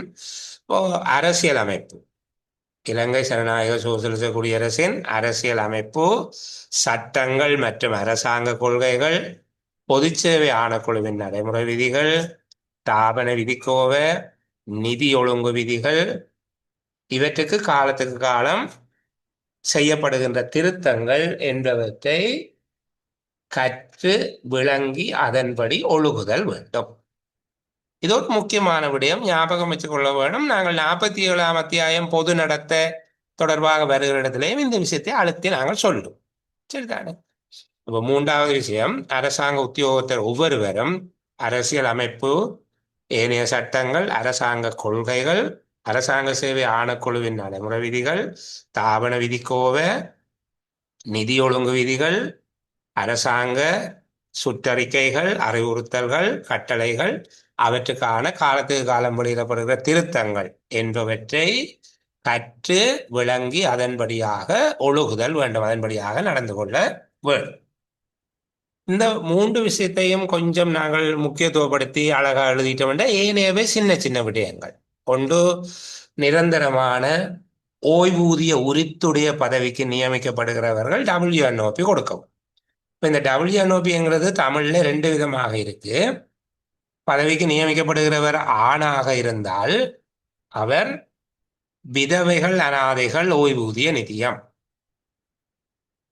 நியமிக்கப்படுபவர் பெண்ணாக இருந்தால் தகுதாரர் அனாதைகள் ஓய்வூதிய நிதியம். 2ம் ஆங்கிலத்தில் WNOP தான். விடோவர் 2க்கும் W தானே, சரிதானே? அல்லது அரசாங்கம் அறிமுகம் செய்யப்படுகிற ஓய்வூதிய திட்டங்கள், இதை தவிர வேறு ஏதேனும் ஓய்வூதிய நடைமுறைகள், அதற்கு பங்களிப்பு செய்ய வேண்டும். காலத்துக்கு காலம் அரசாங்கம் பிரகடனப்படுத்துவதற்கு அமைவாக 6%, 7%, 8% இதை கொண்டு அவர்கள் ஒரு பிரகடனத்தை செய்வார்கள். அந்த பிரகடனத்துக்கு அமைவாக ஓய்வூதிய பங்களிப்பை செலுத்த வேண்டும். நிரந்தரமான ஓய்வூதிய உரித்தற்றவர்களாக இருந்தால் அவர்கள் அரசாங்க சேவை சேமலாப நிதியத்துக்கு அல்லது அரசாங்கம் காலத்துக்கு காலம் பிரகடனப்படுத்துகின்ற முறைக்கு பங்களிப்பு செய்ய வேண்டும். அரசாங்க உத்தியோகத்தர் ஒருவர் பிணைப்பண கட்டளை சட்டத்துக்கு அமைவாக பிணைப்பணம் செலுத்த வேண்டிய சந்தர்ப்பத்தில் பிணைப்பணத்தை வைப்பாக செலுத்த வேண்டும். நியமனம் வருகின்ற அரசாங்க உத்தியோகத்தர் ஒருவர் இலங்கையின் எந்த பாகத்திலையும் சேவையாற்றுவதற்கு கட்டுப்பட்டவராக இருப்பார். சரிதான். அடுத்தது நியமனம் வருகின்ற உத்தியோகத்தர் இலங்கையின் எப்பாகத்திலும் சேவையாற்றுவதற்கான உடல் உள ஆரோக்கியத்தை கொண்டுள்ளார் என்பதை நிரூபிக்கும் வகையில மருத்துவ அறிக்கையினை சமர்ப்பிக்க வேண்டும். சுகாதாரம் படிவம் சொல்ல இல்லைன்னா கூட பரவாயில்லை, சரிதானே. சுகாதாரம் 169, இதுல பொது 169ன்றது அது முன் கடிதம், அதை விட வேணும். சுகாதாரம் 169 படிவத்துக்கூடாக மருத்துவ அறிக்கை ஒன்றை சமர்ப்பிக்க வேண்டும். அதை பற்றி விளக்கமாக நாங்கள் இதுக்குள்ள எழுத தேவையில்லை. பொது நிபந்தனைக்குள்ள அதை மட்டும் தனியாக மெடிக்கல் கேட்கக்குள்ள அது 4 அம்சங்களை கொண்டதாக இருக்கிறது தனியாப்பா, சரிதானே. அடுத்தது சத்தியம் அல்லது உறுதியுரை செய்து ஒப்பமிட வேண்டும். அரசாங்க சேவையில் பதவி ஒன்றுக்கு நியமிக்கப்படும் உத்தியோகத்தர் ஒவ்வொருவரும் அரசியலமைப்பின் 4ஆம் 7ஆம் அட்டவணை நியதியின் பிரகாரம் சத்தியம் அல்லது உறுதியுரை செய்து ஒப்பமிட வேண்டும். நியமிக்கப்படுகின்ற உத்தியோகத்தர் ஒவ்வொருவரும் அரசாங்க மொழிக் கொள்கைக்கு அமைவாக, அரசகர்ம மொழிக் கொள்கைக்கு அமைவாக அவர்களுக்கு விதிக்கப்பட்டவாறு தமிழ், சிங்களம், ஆங்கிலம் போன்ற மொழிகள் அவர்களுக்கு விதிக்கப்பட்ட வகையில அந்த மொழிகளில் தேர்ச்சியை பெற்றுக்கொள்ள வேண்டும். இவ்வளவு விஷயத்தையும் நாங்கள் இனி மறக்காம எழுதக்கூடியதாக இன்னொரு சந்தர்ப்பத்தில் இதை கதைக்கக்கூடாது. அப்ப நான் எளிமைப்படுத்தி உங்களை சொல்லி கொண்டு வருகிறேன். சில விஷயங்கள் நீங்க மறக்காம வச்சிருக்கேன், சரிதானே. உதாரணத்துக்கு அரச கர்ம மொழி கொள்கை, இது முக்கியம், இது மறக்கா என்ன. அதே போல சத்தியம் அல்லது உறுதியுரை செய்ய வேணும் 1 மாத காலப்பகுதிக்குள்ள, உடனடியாக சொல்லப்பட்டு ஆகக்கூடியது 1 மாதம். சத்தியம் அல்லது உறுதியுரை, இந்த சத்தியம் அல்லது உறுதியுரை அமைவது நுணுக்கமாக கேள்விகள் வரலாம். அரசியலமைப்பினுடைய 4ஆம் 7ஆம் அட்டவணைகளில் விவரிக்கப்பட்டதற்கு அமைவாக இதையே அங்க ஒரு புள்ளிக்குரியதாக உங்களுக்கு கேட்கலாம். சத்தியம் அல்லது உறுதியுரை செய்ய வேண்டியது அரசியலமைப்பின் எந்த ஏற்பாடுகளுக்கு அமைவாக என்று கேட்பார்கள். அப்போ அந்த அளவுக்கு நாங்கள் கருத்தூண்டி இதை வாசிக்க வேணும். இப்போ 2வது அரசகர்ம மொழி சரி, சத்தியம் அல்லது உறுதியுரை. 3வது மெடிக்கல். 4வது ஊழியர் சேம லாப நிதியத்துக்கு பங்களிப்பு செய்தல் நான் பென்ஷனபிளாக இருந்தால், பென்ஷனபிளாக இருந்தால் WNOPக்கு பங்களிப்பு செய்கிறார். இந்த 5 விஷயமும் எங்களுக்கு மறக்க, சரிதானே. இந்த 5 விஷயத்திலையும் நாங்கள் மறக்காம செய்வோம். இன்னொன்று இருக்குது, இந்த எங்களோட சிலபஸை படித்து வச்சிருக்கணும், அதை விளங்கி வச்சிருக்கணும், அதன்படி வேலை செய்ய வேணும். பாருங்க, இந்த 6 விஷயங்களும் மிக தெளிவா எங்களால் எழுதக்கூடியதாக இருக்கு. இந்த 6ஐயும் திரும்ப ஒருக்கா அவங்களுக்கு வேகமா சொல்லிக்கொண்டு நான் அடுத்த விஷயத்துக்கு போகிறேன். அப்ப முதலாவது அந்த கேள்வியை நீங்க பார்க்க வேணும். அந்த பதவியினுடைய பெயர் அதெல்லாம் சொல்லித்தான் விடை எழுத வேண்டி இருக்கு, சரிதானே. சுற்றாடல் பாதுகாப்பு உதவியாளராக நியமனம் பெறுகின்ற ஒருவர் நடந்து கொள்ள வேண்டிய, நியமனத்தை பெற்றுக்கொண்டதிலிருந்து நடந்து கொள்ள வேண்டிய பொதுவான நிபந்தனைகள் எவை, அல்லது அந்த நியமனம் தொடர்பில் பின்பற்றப்பட வேண்டிய பொதுவான நிபந்தனைகள் எவை என்று சொல்லி கேட்டால், நாங்கள் இதுல இருக்கிற விஷயத்தை அதோடு தொடர்புபடுத்தி அந்த வார்த்தைகள், அந்த பதவி, அந்த சூழ்நிலையோடு தொடர்புபடுத்தி தான் எழுத போகும், சரிதானே. அப்ப நாங்கள் இதுல சுற்றாடல் பராமரிப்பு உதவியாளர்களாக நியமனம் பெறும் ஒவ்வொருவரும் இலங்கை ஜனநாயக சோசலிச குடியரசின் அரசியலமைப்புக்கும் சட்டங்களுக்கும், அரசாங்க கொள்கைகள், அரசாங்க சேவை ஆணைக்குழுவின் நடைமுறை விதிகள், தாவண விதிக்கோவை, நிதி பிரமாணங்கள், சேவை பிரமாண குறிப்பு அல்லது ஆட்சேர்ப்பு திட்டங்கள், அரசாங்கத்தின் ஏனைய கட்டளைகள், சுற்றறிக்கைகள், அறிவுறுத்தல்கள், அவற்றுக்கு காலத்துக்கு காலம் வெளியிடப்படுகின்ற திருத்தங்கள் என்பவற்றை கற்று அறிந்து அதன்படி ஒழுகுதல் வேண்டும். கொஞ்சம் விளக்கமா எழுதுகிறோமாங்க. இப்ப எங்களுக்கு சமரி தெரியும், அவர் அரசியலமைப்பு சட்டத்தையும் பிஎஸ்சி ரெகுலேஷன், கோட், எஃப்ஆர், அதை விட காலத்துக்கு காலம் வருகிற சர்க்குலர், என்ன ஓர்டர்ஸ் எல்லாத்தையும் அதில் வருகிற திருத்தங்களையும் படித்து அதன்படியாக வேலை செய்ய வேணும். படித்து விளங்கி வேலை செய்ய வேணும். இது முதல் விஷயம், முடிஞ்சு. ரெண்டாவது என்ன சொல்றோம், அவர் பென்ஷனபிளாக இருந்தால், நிரந்தரமான ஓய்வூதிய உறுத்துறையாக இருந்தால், அரசாங்கத்தினால விதிக்கப்பட்டதற்கு அமைவாக, அந்த அரசாங்கத்தினால விதிக்கப்பட்டது என்றால் எத்தனை சதவீதம் போன்ற அந்த விடயங்கள் அரசாங்கத்தினால விதிக்கப்பட்டதற்கு அமைவாக விதவைகள் அனாதைகள் ஓய்வூதிய நிதியம் அல்லது தாபுதாரர் அனாதைகள் ஓய்வூதிய நிதியம் பங்களிப்பு செய்ய வேண்டும். அடுத்த நான் பென்ஷனபிளாக இருந்தால், நிரந்தரமான ஓய்வூதிய உரித்தற்ற பதவிக்கு நியமிக்கப்பட்டால் அரசாங்க ஊழியர் சேமலாப நிதியம் அதற்குரிய உதவுதொகையை அரசாங்கத்தினால காலத்துக்கு காலம் பிரகடனப்படுத்தப்படுகிற முறையில செலுத்த வேண்டும். பிணைக்காசு கட்ட வேண்டிய பதவிக்கு போவாராக இருந்தால் அப்ப நாங்கள் அந்த சட்டத்தை ஞாபகப்படுத்தி வச்சிருக்கணும். பிணைப்பண கட்டளை சட்டம், அதற்கு அமைவாக பிணப்பணம் செலுத்த வேண்டிய ஒரு பதவியை பெறுவாராக இருந்தால் இங்க அந்த பதவியை சொல்ல வேண்டும். அது பிணைப்பணம் செலுத்த வேண்டிய பதவியாக இருந்தால் பிணைப்பணம் வைப்பாக செலுத்த வேண்டும். அவர் தீவின எந்த பகுதியிலையும் கடமையாற்றுவதற்கு கட்டுப்பட்டவராக இருப்பார் அல்லது தயாராக இருக்க வேண்டும். நாட்டின் எப்பாகத்திலும் கடமையாற்றுவதற்கான உடல் உள ரீதியான தகுதியை கொண்டிருக்கிறார் என்பதை அரச மருத்துவ அதிகாரி ஒருவர் மூலம் பரீட்சித்து உறுதிப்படுத்தி மருத்துவ சான்றிதழை சுகாதார 169 படிவத்தில் சமர்ப்பிக்க வேண்டும். அரசாங்க சேவையினுடைய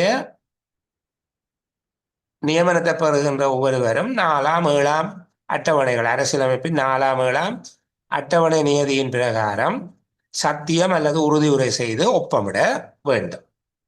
அரச கர்ம மொழிக் கொள்கைக்கு அமைவாக தமிழ், சிங்களம், ஆங்கிலம் ஆகிய மொழிகளில் தேர்ச்சியை பெற்றுக்கொள்ள வேண்டும். இப்ப இந்த விஷயத்தை நீங்கள் தான் எழுதி பழக வேணும். நான் சொல்றதை விட அப்படியே போய் எழுதுறது இல்லை. இப்ப மேலே இருக்கிற விடயங்கள் ஒரு பெரிய பிரச்சனையே இல்லாம போயிட்டு பாருங்க. இவ்வளவு எழுதி கொண்டு வரைக மேலே இருக்கிற 2 விடயங்களையும் எங்களால முகாமை செய்ய இயலும். சரிதானே? அரசாங்க சேவையில் பதவியை பொறுப்பேற்கணும். அந்த பதவியின் பேரை சொல்லி மக்கள் மீதுள்ள பொது நம்பிக்கையின் அடிப்படையில் அல்லது நம்பிக்கை பொறுப்பின் அடிப்படையில் பதவி வகிக்க வேண்டும். அவ்வாறு பதவியை பொறுப்பேற்கிற ஒவ்வொருவரும் குடியரசினதும் நாட்டு மக்களினதும் நலன் கருதி பதவியின் கடமைகள் பொறுப்புகளை தளராத ஊக்கத்தோடு நிறைவேற்ற வேண்டும். அடுத்த விடயம், அந்த பதவியை இருக்கின்ற அரசாங்க உத்தியோகத்தர் ஒவ்வொருவரும் அரசியலமைப்பையும் ஏனைய எழுத்திலான சட்டங்களையும் பின்பற்றுதல், தேசிய அபிவிருத்தியையும் தேசிய ஒற்றுமையையும் பேணி பாதுகாத்தல், தான் வகிக்கின்ற தொழிலில் தளராத ஊக்கத்தோடு பணியாற்றுதல், பொது சொத்துக்களை பேணி பாதுகாத்தல், முறையற்ற விதத்தில் பயன்படுத்துவதற்கோ வீண்விரியம் செய்வதற்கோ இடமளிக்காதிருத்தல், ஏனையவர்களுடைய உரிமைகள் சுதந்திரத்துக்கு மதிப்பளித்தல், இயற்கை வளங்களை பாதுகாத்தல் எனும் வகையில் செயற்படுவது அவர்களுடைய கடமை. இதை நீங்கள் எழுதக்கூடிய அளவுக்கு முந்தி சின்ன வயதுல கட்டுரை பாடமாக்குற மாதிரி பாடமாக்க வேண்டாம். ஆனால் நினைச்சு பார்த்து எழுதக்கூடிய அளவுக்கு 46 தொடக்கம் 56 வரையில இருக்கக்கூடிய உறுப்புரைகளினுடைய சாராம்சத்துல தெளிவாக இருங்க. இதுதான் உண்மையில இந்த முதலாவது கேள்விக்குரிய விட. சரியா? இங்கே அவர்கள் இது ஒரு செட் கேள்வியை 25 புள்ளிகளுக்கு கொடுத்திருக்கிறார். 4 வினாக்களுக்கு 100 புள்ளி என்பதால அவர்கள் 15 புள்ளியை கொடுத்திருப்பார். முதலாவது கேள்விக்கு 15 புள்ளியான எஸ்எல்எஸ்ன்றதை அப்படி அவ்வளவு புள்ளி தர மாட்டார்கள். 8 புள்ளிகளுக்கு உங்கள்கிட்ட இருந்து இந்த நாங்கள் பார்க்க போகிற 11 12 விடயங்கள்ல அவர்கள் 8 விடயங்களை முழுமையான விடையாக நீங்கள் எழுதியிருந்தால் அதற்குரிய புள்ளிகளை தருகிறதுக்கு விரும்புவார்கள். அப்படித்தான் புள்ளிகள் திட்டம் இருக்கும். இப்போ இந்த 2க்கும் உள்ள வித்தியாசம் இன்றைக்கு விளங்கிட்டு கனவேது. அரசு சேவை நியமனம் ஒன்றை வழங்குவதற்கான முன் நிபந்தனைகள் வேற, பொது நிபந்தனைகள் வேறு. முன் நிபந்தனைகள் என்பது நியமன அதிகாரி திருப்தி அடைய வேண்டிய 5 நிபந்தனைகள் இருக்குது. பொது நிபந்தனைகள்ங்கிறது 6வது அத்தியாயத்தில் சொல்லப்படுகிற 46 தொடக்கம் 56 வரையிலான 11 உறுப்புரைகள்ல விவரிக்கப்படுகிற விடயமாக இருக்கு. சரிதானே? இப்ப இந்த மருத்துவ அறிக்கை ஒன்று சமர்ப்பிக்கப்படுவது தொடர்பாக ஒரு கேள்வி ஒன்று வரமாக இருந்தால் அந்த பகுதியையும் கதைச்சு கொண்டு போவோம். சரிதானே? இதுல சில வேளைகள்ல ஒரு 4 புள்ளிக்கு கேட்கலாம். அங்க சொல்லப்படுகிற உதவியாளர், அங்க சுற்றாடல் பராமரிப்பு உதவியாளர் பதவிக்கு நியமனம் செய்யப்பட்ட ஒருவர் மருத்துவ அறிக்கை சமர்ப்பிப்பது தொடர்பிலான முக்கியமான அம்சங்கள் எவை என்று நீர் கருதுகிறீர் என்று சொல்லி அவர்கள் கேட்கிறார். முக்கியமான அம்சங்கள் எவை என்று சொல்லி அப்ப நாங்க பாருங்க, முதல் பொதுவான தலைப்பு ஒன்றை சொல்லுகிறோம்.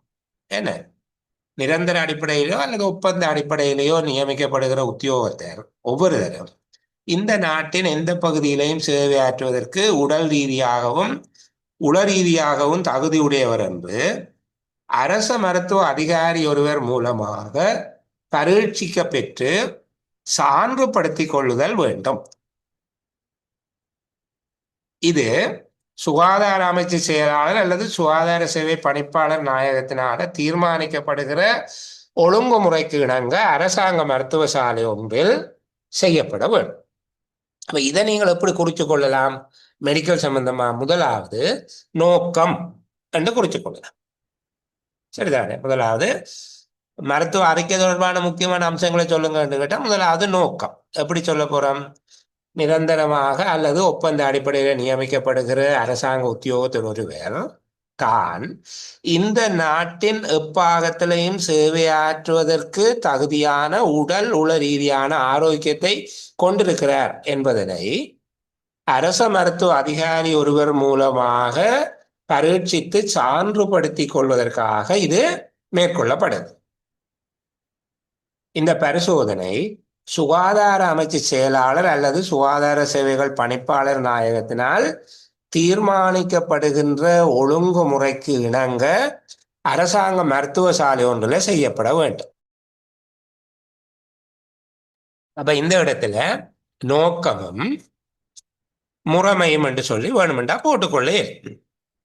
ஆனா உங்களுக்கு நோக்கமும் முறைமையும் என்று சொன்ன உடனே இந்த 2 விஷயமும் ஞாபகம் பெற வேணும். சரிதானே? நோக்கம் என்ன? நிரந்தரமான அல்லது ஒப்பந்த அடிப்படையில நியமிக்கப்படுகிற ஒவ்வொரு உத்தியோகத்தரும் தான் இந்த நாட்டினுடைய எந்த பாகத்திலையும் சேவையாற்றுவதற்கு ஏற்ற உடல் உள ரீதியான ஆரோக்கியத்தை கொண்டிருக்கிறார் என்பதை அரச மருத்துவ அதிகாரி ஒருவர் மூலமாக பரிசோதனை செய்து நிரூபித்துக் கொள்வதற்காக இது செய்யப்படுகிறது. இது சுகாதார அமைச்சினுடைய செயலாளர் அல்லது சுகாதார சேவை பணிப்பாளர் நாயகம் தீர்மானிக்கின்ற ஒழுங்குமுறைக்கு அமைவாக அரசாங்க மருத்துவசாலை ஒன்றில் செய்யப்படும். சரியா? அடுத்தது இதனுடைய அடுத்த விடயங்களை பார்க்க வேண்டும். அடுத்த பாருங்க, 4 பாயிண்ட்ஸ் அதுக்குள்ள சொல்லப்பட்டிருக்கு. ஏற்கனவே நிரந்தர பதவியை வகிக்காத ஆளுநர், அதான் அதனுடைய பொருள்.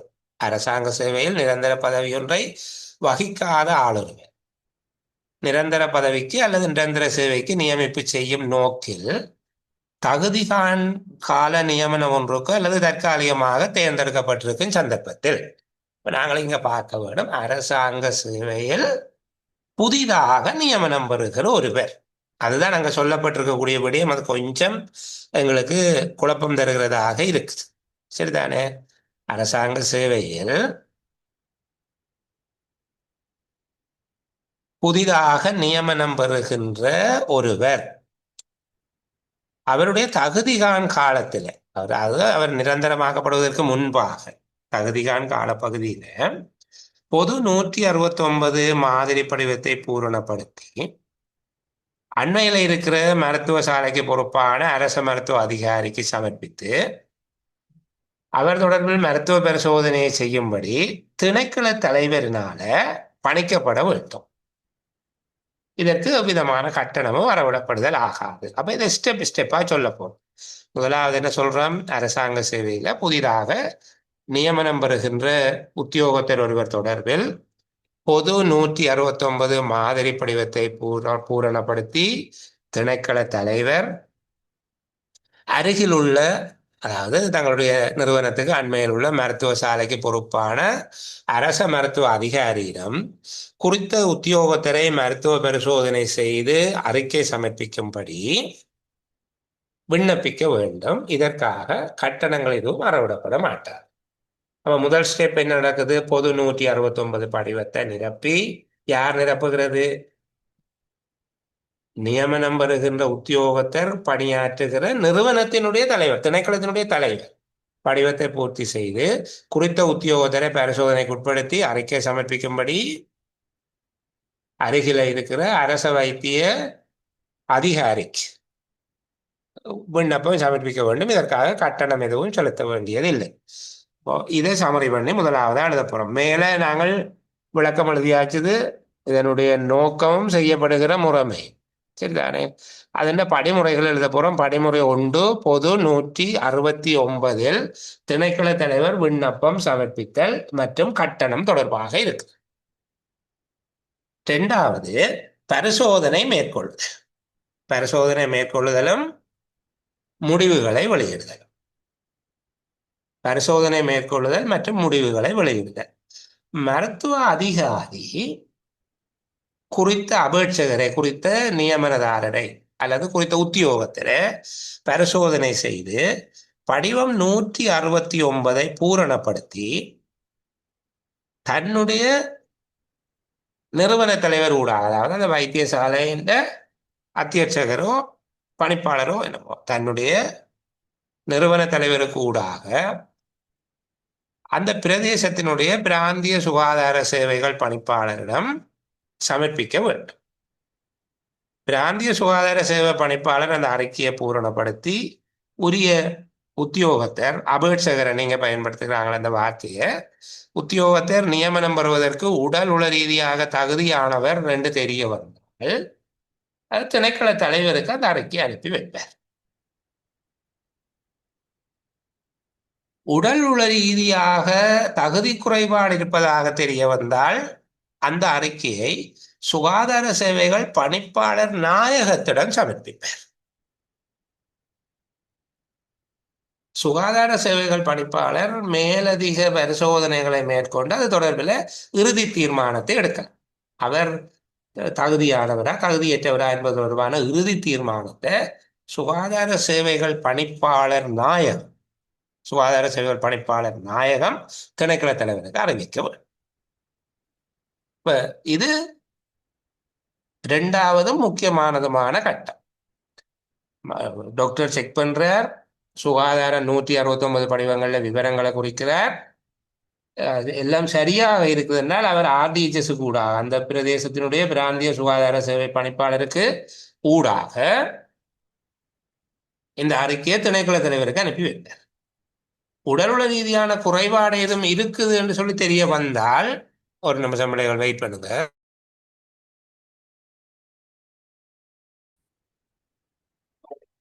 ஒரு விஷயத்தை இடையில ஞாபகப்படுத்துறேன். அப்படி சொல்றதன் மூலமாக உங்களை கொஞ்சம் விரட்டுகிறன் போல அப்படி ஒரு உணர்வு இருக்குது. ஆனால் இதுதான் உண்மை. என்ன, இந்த அளவுக்கு தேர்ச்சி இல்லாவிட்ட சாதாரணமா DOEB எக்ஸாம் எழுதின மாதிரியான அறிவோடு போய் எழுதி போட்டு வேற இயலாதுங்கிறத ஞாபகம் வச்சு கொண்டு பாருங்க. இதுல இப்போ 2 முக்கியமான படிமுறைகள் கதைச்சிட்டேன். இனி அந்த படிமுறையிலே அது தொடர்பான தீர்மானங்களை பற்றி நாங்கள் பார்ப்போம். சரிதானே. இந்த மருத்துவ அறிக்கை கிடைக்கிற வரைக்கும் ஒரு உத்தியோகத்தருக்கு சம்பளம் வழங்கக்கூடாது என்று சொல்லப்பட்டது. இது பொதுவாக என்று கருதி கொள்ளுங்க. சுகாதார 169 படிவத்தில் எழுதப்பட்ட மருத்துவ அறிக்கை கிடைக்கும் வரைக்கும் அந்த உத்தியோகத்தருக்கு சம்பளம் வழங்கக்கூடாது. திணைக்கள தலைவர் அதுக்கு நடவடிக்கை எடுக்கணும், சம்பளம் வழங்காமல் இருக்கிறதுக்கு. ஆனால் இன்னொரு விஷயம் சொல்லி இருக்கு, அந்த தாமதம் அந்த உத்தியோகத்தர் காரணமாக இருந்தால் மட்டும்தான், அந்த தாமதத்துக்கு உத்தியோகத்தர் காரணமாக இருந்தால் மட்டும்தான் அப்படி சம்பளத்தை கொடுக்காம விடணும். சரிதானே. தாமதம் ஏற்படுவது அந்த உத்தியோகத்தருடைய தவறினால் அல்ல என்பது தெரிய வருகிற போது திணைக்கள தலைவர் தத்துணிவின் பேரில் சம்பளத்தை கொடுக்கலாம். அப்ப இதுதான் நாங்கள் வளமையாக செய்யுது. அவர் வந்த உடனே நாங்கள் ஹாஸ்பிட்டலுக்கு அனுப்பிடுவோம். ஆனால் அறிக்கை வருகிறதுக்கு தாமதம் அடைகிறது உத்தியோகத்தினுடைய பிள்ளை இல்லை என்று சம்பளத்தை கொடுப்போம். தகுதி அற்றவர் என்று தெரிய வருமாக இருந்த 4வது விஷயம், உடல் உள ரீதியாக தகுதியற்றவர் என்று மருத்துவ அறிக்கையில உறுதி செய்யப்பட்டால் அவருடைய நியமனத்தை ரத்து செய்ய வேண்டும். அது தெரிய வரும் திகதியில இருந்து ரத்து செய்ய வேண்டும். ஆனால் அந்த திகதி வரைக்கும் அவர் பணியாற்றியதற்கான வேதனத்தை அவருக்கு கொடுக்க வேண்டும். சரியா? இப்போ நாங்கள் பார்க்குற கேள்வி விவரில் இருந்து வெளியே போயிட்டோம். அதை ஞாபகம் வச்சு கொள்ளுங்க. நாங்கள் அந்த கேள்விக்குள்ள இல்லை தனியே. சரியா? ஓ, 3 விஷயத்தை இதோட சேர்த்து கதைச்சு கொண்டு வந்துட்டோம். 3 விஷயத்தையும் நான் இன்னொரு கால் சமரி பண்ணி கொண்டு அங்கால போகிறேன். முதலாவது விஷயம் நாங்கள் பார்த்த நாங்கள் அரசாங்க சேவை நியமனம் ஒன்றை வழங்குவதற்கு முன்பாக நியமன அதிகாரியாக இருக்கிறவர் என்னென்ன விடயங்களை உறுதி செய்து கொள்ள வேணும் என்று சொல்லி, அப்ப இப்படி கேட்ட உடனே இனி உங்களுக்கு ஞாபகம் பெற வேணும், இது 30வது உறுப்புரையில இருக்குது என்று சொல்லி. இப்படி கொஞ்சம் கொஞ்சமா தான் நாங்கள் அதை மனசுல ஏற்றி கொள்ளுகிறது. எல்லாத்தையும் ஒரே நாள்ல எந்த உறுப்புரை என்ன சொல்லுதுன்னு சொல்லி நாங்க பார்த்து கொள்ள இயலாது. 28வது 30வது உறுப்புரைகள் இதை பற்றி பேசுது. இனி 28 30 மறக்க கூடாது. சரியா? 28 30 இதுதான் பேசுது என்று சொல்லி. ஒன்று பதவி அங்கீகரிக்கப்பட்ட சம்பந்தப்பட்ட நிறுவனம், சம்பந்தப்பட்ட என்கிறது இங்க இயைபுள்ள என்கிற வார்த்தையை பயன்படுத்துவார்கள் எல்லா இடத்துலையும். சரியா? அப்போ இயைபுள்ள என்றா அந்த சம்பந்தப்பட்ட இயைபுள்ள நிறுவனத்தில் அங்கீகரிக்கப்பட்ட பதவி அணைக்கு உட்பட்டது. அதற்காக திரைசேரினால நிதியங்கள் ஏற்பாடு செய்யப்பட்டிருக்குது. உண்மையாக பதவி அணியில வெற்றிடம் காணப்படுகிறது. குறித்த நியமனம் உரிய முறையிலே அனுமதிக்கப்பட்ட சேவை பிரமாண குறிப்பு அல்லது ஆட்சேர்ப்பு திட்டம், 2ல் ஒன்றுதான் இருக்கும். சேவை பிரமாண குறிப்பு ஆட்சேர்ப்பு திட்டத்துக்கு அமைவாக எழுதக்கூடாது. சேவை பிரமாண குறிப்பு அல்லது ஆட்சேர்ப்பு திட்டத்துக்கு அமைவானது நியமனம் செய்வதற்கான உரிய அதிகாரம் தனக்கு உள்ளது என்பதை நியமன அதிகாரி உறுதிப்படுத்திக் கொள்ள வேண்டும். இனி பதவியையும் நியமன அதிகாரியையும் உரிய விதமாக பெயர் குறிப்பிட்டு எழுதுகிறது உங்களோட தனிப்பட்ட வெள்ளம். அங்க கட்டாயமா இலங்கை நிர்வாக சபைக்கு அப்படித்தான் எழுத வேண்டி வரும். இதுல இருக்கிற மாதிரி எழுதக்கூடாது. அங்க சொல்லப்பட்ட பதவியினுடைய பெயரையும் நியமன அதிகாரியினுடைய பதவியையும் நீங்கள் உள்ளடக்கியதாக அந்த விடயம் எழுதக்கூடியதாக இருக்க வேண்டும். சரிதானே? 2வது விடயமாகத்தான் நாங்கள் இந்த கேட்ட கேள்விக்கு பார்த்தோம். அரசாங்க சேவை ஆணைக்குழுவின் ஒழுங்கு விதிகள்ல இப்படி எல்லாம் அங்க குறிப்பிட்டு உங்களுக்கு சொல்ல மாட்டேன். குறித்த பதவிக்கான நியமனம் தொடர்பில் பின்பற்றப்பட வேண்டிய பொதுவான நிபந்தனைகள் என நீர் கருதுகிறீர். சுற்றாடல் பாதுகாப்பு உதவியாளர்கள் பதவிக்கான நியமனம் தொடர்பில் பின்பற்றப்பட வேண்டிய பொதுவான நிபந்தனைகள் என நீங்கள் கருதுகிறீர்கள் என்று சொல்லி கேட்டால் அப்போ உங்களுக்கு உடனே ஞாபகம் வரும், இது 6வது சாப்டர். இனி பொதுவான நிபந்தனைகள் என்று சொல்லி கேட்கப்பட்டாலே உடனே ஞாபகம் வந்துடும் உங்களுக்கு, அது 6வது சாப்டர் என்று சொல்லி. சரிதானே? அப்ப முதலாவது நாங்கள் பார்க்கிறோம், குடியரசின்றையும் மக்களின்றையும் நலன் கருதி தளராத ஊக்கத்தோடு வினைத்திறனோடு அவர் தன்னுடைய பதவியின் கடமைகள் பொறுப்புகளை நிறைவேற்ற வேண்டும். 2வது அரசியலமைப்பையும் சட்டங்களையும் மதிக்கிறது, தேசிய அபிவிருத்தி தேசிய ஒற்றுமையை பேணுவது, மனச்சாட்சிக்கு ஏற்ப தொழில் புரிவது, பொது சொத்துக்களை பேணி பாதுகாப்பதும் அவற்றின் அழிவு விரயத்தை தடுக்கிறது, ஏனையவர்களுடைய உரிமை சுதந்திரத்துக்கு மதிப்பளிப்பது, இயற்கை வளங்களை பாதுகாக்கும் வகையில செயற்பட வேண்டும். 3வது அரசியலமைப்பு சட்டம், ஏனைய சட்டங்கள், அரசாங்க சேவை ஆணைக்குழுவின் நடைமுறை விதிகள், தாபன விதிக்கோவை, நிதி ஒழுங்கு விதிகள், சேவை பிரமாண குறிப்பு அல்லது ஆட்சேர்ப்பு திட்டம், அரசாங்க கட்டளைகள் சுற்றறிக்கைகள் அறிவுறுத்தல்கள், இவற்றுக்கு காலம் செய்யப்படுகிற திருத்தங்களை நன்கு கற்று உணர்ந்து அதன் வழியாக பணியாற்ற வேண்டும். அடுத்தது நிரந்தரமானது ஓய்வூதிய உரித்துடையதாக இருந்தால் விதவைகள் அனாதைகள் ஓய்வூதிய நிதியம் அல்லது தகுதாரர் அனாதைகள் ஓய்வூதிய நிதியம், காலத்துக்கு காலம் அரசினாலே அறிமுகப்படுத்தப்படுகின்ற வேறு ஏதேனும் ஓய்வூதிய நிதியம் இருப்பின் அதற்கு விதித்தபடி பங்களிப்பு செய்ய வேண்டும். நிரந்தரமான ஓய்வூதிய உரித்தற்ற பதவியாக இருந்தால் அரச ஊழியர் சேமலாப நிதியம், அரசாங்க சேவை சேமலாப நிதியத்துக்கு உதவுதொகை அரசினால் விதிக்கப்பட்டவாறு செலுத்த வேண்டும். அவருடைய நியமனம் பிணைப்பண கட்டளை சட்டத்தின் கீழ் பிணைப்பணம் செலுத்த வேண்டிய நிபந்தனைக்குரியதாக இருந்தால் தீர்மானித்த தொகையினை பிணைப்பணமாக வைப்பு செய்ய வேணும். இலங்கையின் எந்த பாகத்திலும் கடமையாற்றுவதற்கு கட்டுப்பட்டவராக இருக்க வேண்டும். நாட்டின் எப்பாகத்திலும் கடமையாற்றுவதற்கு உடல் உள ரீதியான ஆரோக்கியமுடையவர் என்பதை நிரூபிக்கும் வகையில் மருத்துவ பரிசோதனை செய்து சுகாதார 169 படிவத்தில் மருத்துவ அறிக்கை சமர்ப்பிக்க வேண்டும். அரசியலமைப்பின் 4ஆம் 7ஆம் அட்டவணைகளுக்கு அமைவாக சத்தியம் அல்லது உறுதியுரை செய்து ஒப்பமிட வேண்டும். அரச கர்ம மொழிகள் கொள்கைக்கு அமைவாக சிங்களம், தமிழ், ஆங்கிலம் ஆகிய மொழிகளில் தேவைக்கேற்ப தேர்ச்சியை பெற்றுக்கொள்ள வேண்டும் என்கிற விடயத்தை சொன்ன. இப்போ இதுக்குள்ள மூன்றாவது விஷயமாக இந்த நிபந்தனைக்குள்ள மருத்துவ அறிக்கை தொடர்பில் விசேடமாக கேட்கப்படுகிற போது, இப்போ இனி மெடிக்கல் என்று சொல்லி உங்கள்ட்ட வரமாக இருந்தால், யாராவது மருத்துவ அறிக்கை பற்றி உங்கள்ட்ட கேட்க போயினோம் என்று சொல்லி வந்தால், நீங்கள் உடனடியாக ஞாபகம் இருக்க வேண்டும். உங்களுக்கு 53வது உறுப்புரை மெடிக்கலை பற்றி சொல்லுது. சரிதானே? 53வது உறுப்புரை மெடிக்கல். அப்போ இனி மெடிக்கல் என்ற உடனே ஞாபகம் வரணும். 53வது ஆர்டிக்கலுக்குள்ள நாங்கள் போயிட்டு எடுக்க போகிறோம். சரி, அப்போ முதலாவது யார் எப்படி செய்யும் என்று சொல்லியிருக்கு. நிரந்தர அடிப்படையில் இல்லை ஒப்பந்த அடிப்படையில் அரசாங்க சேவைக்கு நியமிக்கப்படுகிற ஒருவர், அரசாங்க சேவைக்கு நியமிக்கப்படுகிற ஒருவர் உடல் உள ரீதியாக தீவிர பாகத்திலையும் அல்லது நாட்டின பாகத்திலையும் கடமையாற்றுவதற்கு தகுதியானவர் என்று நிரூபிப்பதற்காக அரச மருத்துவ உத்தியோகத்தர் ஒருவர் மூலமாக பரிசோதனை செய்து தன்னுடைய தகமையை உறுதிப்படுத்தி கொள்ள வேண்டும். இது சுகாதார அமைச்சு செயலாளர் அல்லது சுகாதார சேவைகள் பணிப்பாளர் நாயகத்தினால தீர்மானிக்கப்படுகிற ஒழுங்குமுறைக்கு அமைவாக அரசாங்க மருத்துவசாலை ஒன்றில் செய்யப்பட வேண்டும். கீழ்வரும் நடைமுறைகள் பின்பற்றப்படும். அப்போ இங்க முதலாவது அதனுடைய நோக்கமும் முறைமையும் சொல்லிட்டு 4 விதமா சொல்லி தருகிறார். ஒன்று, திணைக்கள தலைவரால் குறித்த உத்தியோகத்தரை பரிசோதனை செய்து அறிக்கை தரும்படி அண்மையில் உள்ள மருத்துவசாலைக்கு பொறுப்பான அரச மருத்துவ அதிகாரிக்கு பொது 169 படிவத்தை பூரணப்படுத்தி விண்ணப்பம் சமர்ப்பிக்கப்பட வேண்டும். இதற்கு கட்டணம் அறவிடப்படாது.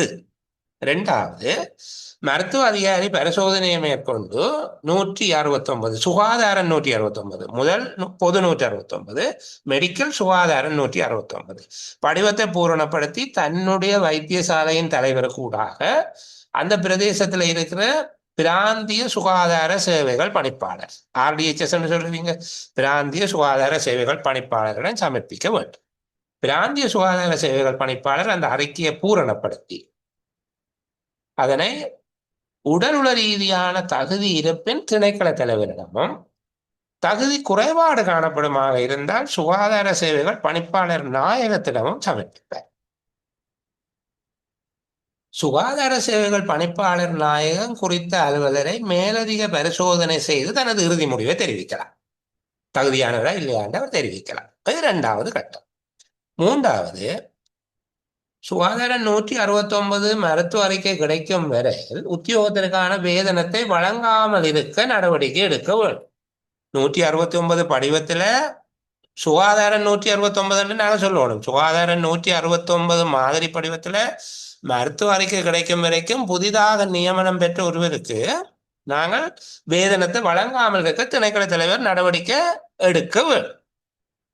ஆனால் அந்த மருத்துவ அறிக்கை கிடைப்பதில் உள்ள தாமதம் அலுவலர் சார்ந்தது அல்ல, அலுவலருடைய தவறு அல்ல என்பது தெரிய வரும்போது திணைக்கள தலைவர் தத்துணையின் பேர்ல சம்பளத்தை கொடுக்கிறார்.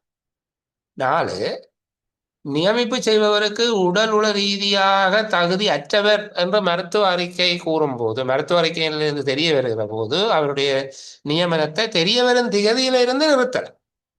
நியமனத்தை ரத்து செய்ய வேண்டும். ஆனால் அவர் சேவை செய்த காலப்பகுதிக்குரிய சம்பளத்தை அவருக்கு வழங்க வேண்டும்.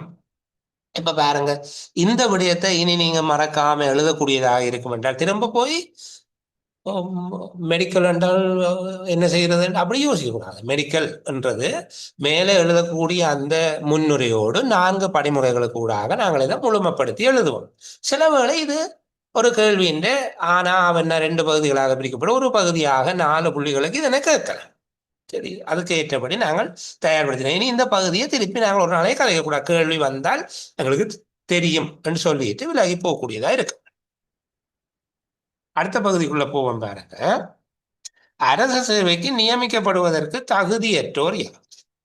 இது பல்வேறு விதமாக எல்லா எக்ஸாம்லையும் கேட்கப்படுகிற ஒரு பகுதி. சில பகுதிகளில் எல்லா பரீட்சைகளையும் கேட்டுக்கொண்டு பாருங்கள். DOEB எக்ஸாமில் இருந்து உயர்நிலை பரீட்சைகளுக்கு வரைக்கும் இந்த பகுதியை கேட்டுக்கொண்டிருக்காங்க. அரசாங்க சேவைக்கு நியமிக்கப்படுவதற்கு தகுதியற்றவர்கள். உங்கள்கிட்ட கேள்வி நேரடியாக இப்படி கேட்க போறது இல்லை. சரிதானே? இந்த நியமனத்தை வழங்கும் போது எவ்வாறான நபர்கள் நியமனத்தை பெறுவதற்கு தகுதியற்றவர்களாக கருதப்படுவர் என்று கேட்பார்கள். சுற்றாடல் பாதுகாப்பு உதவியாளர்களாக நியமனம் செய்வதற்கு தகுதியற்றவர்கள் என்று கருதக்கூடிய வகுதியினர் யார் என்று கேட்பீங்க. அப்ப நீங்கள் அந்த கதைக்குள்ள அங்க இருக்காது ஒன்றும். சரிதானே?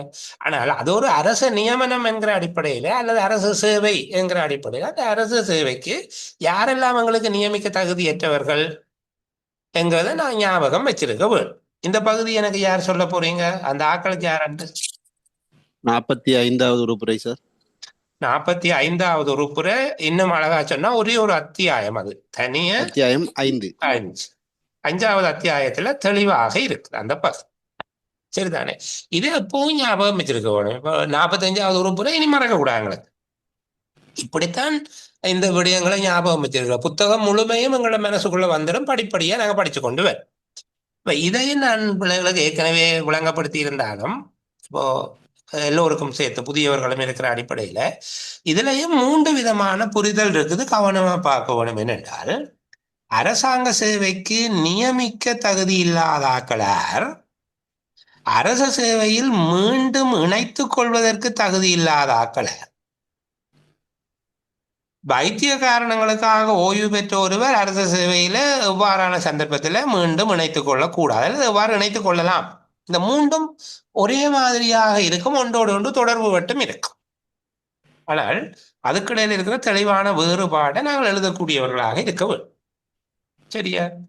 அரசாங்க சேவைக்கு நியமிக்கப்படுவதற்கு தகுதியற்றவர்கள் என்கிற வார்த்தை அவர் புதுசா வந்தாலும் சரி அல்லது திருப்பி வந்தாலும் சரி, மெடிக்கல்ல வந்தாலும் சரி, எப்படி வந்தாலும் இவர்கள் அதுக்குள்ள இருப்பார்.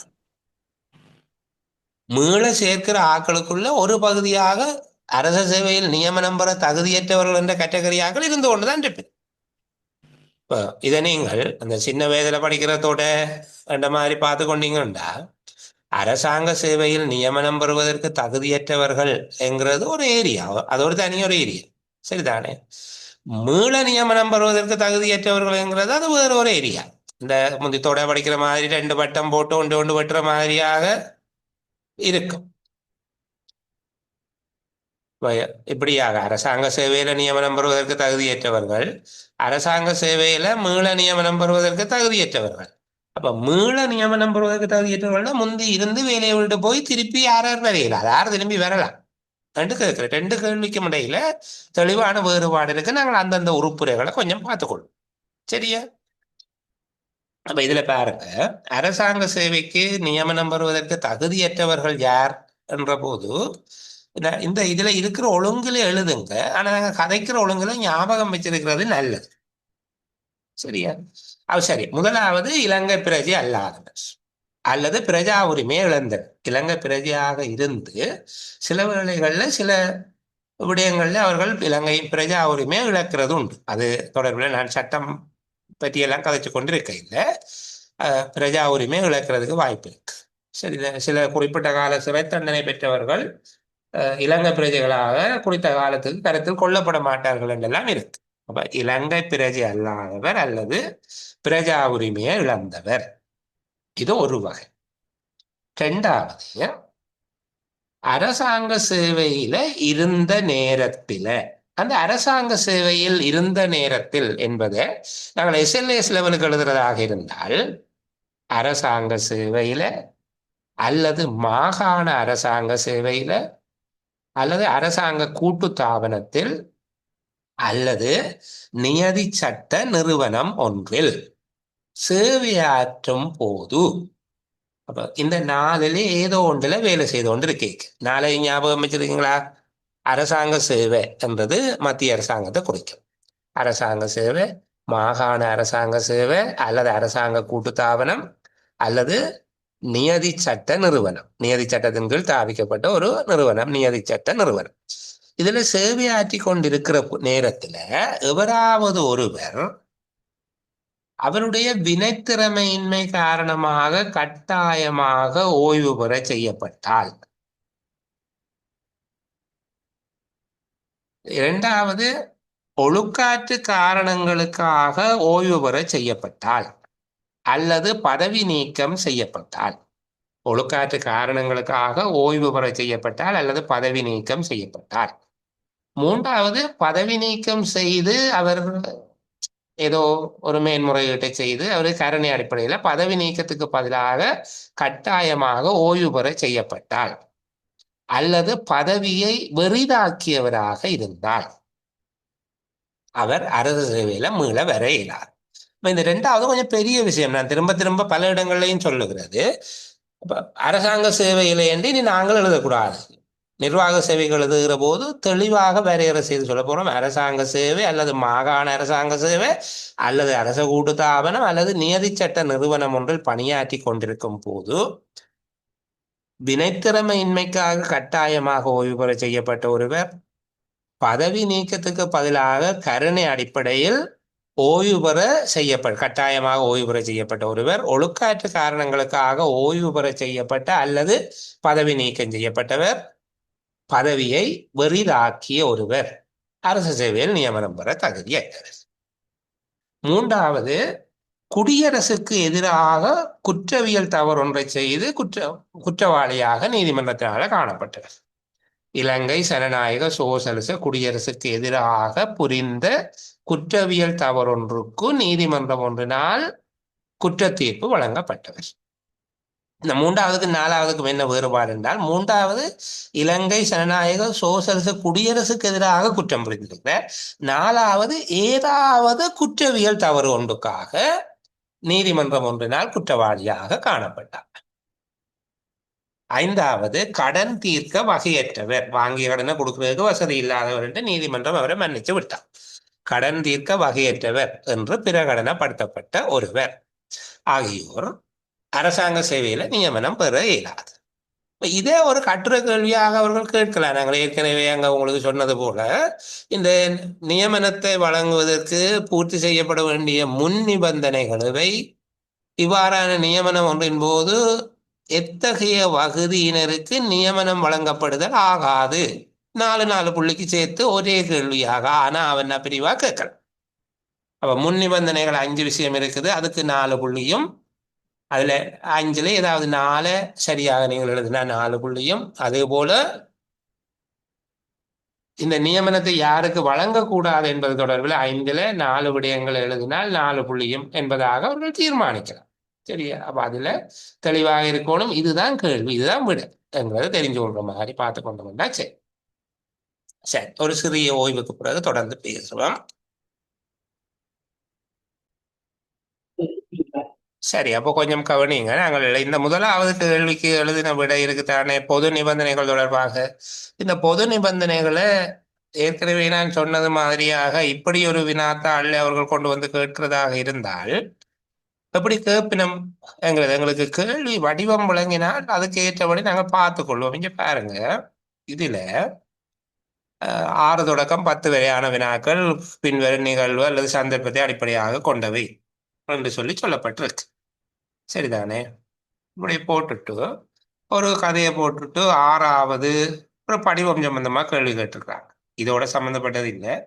7வது ஒரு படிவம் சம்பந்தமாக, 8வது ஒரு படிவம் சம்பந்தமாக. சரியா?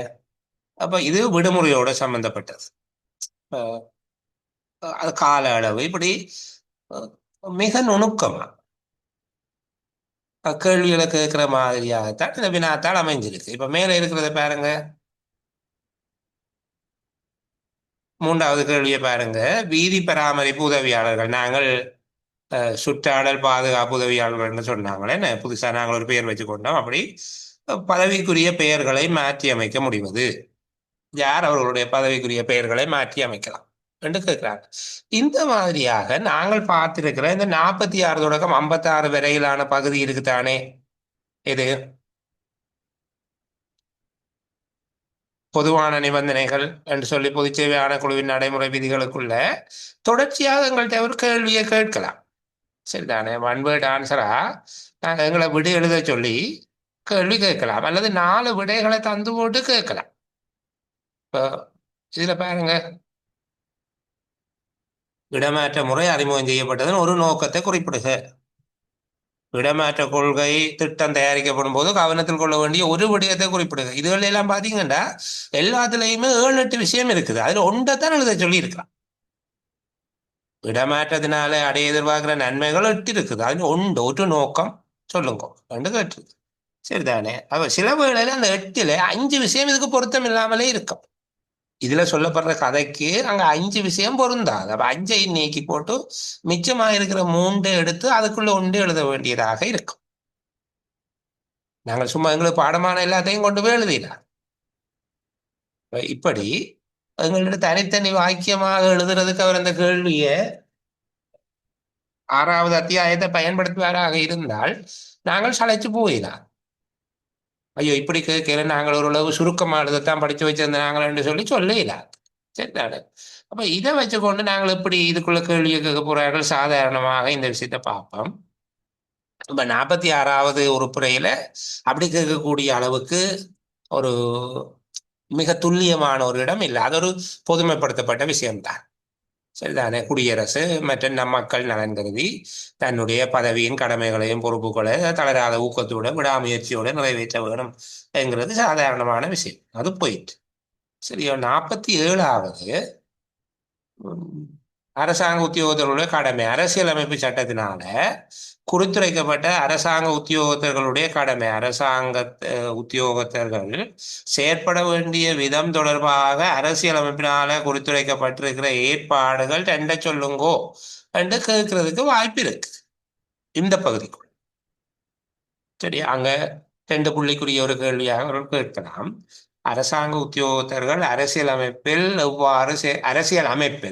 அரசாங்க உத்தியோகத்தர்கள் எவ்வாறு செயற்படுவது அவர்களுடைய கடமை என வலியுறுத்தப்பட்டிருக்கிறது என்கிறத உள்ளடக்கியதாக கேட்கலாம். இந்த விஷயத்தை ஓரளவுக்கு நாங்கள் ஞாபகம் வச்சிருக்கக்கூடியதாக இருக்க வேண்டும்.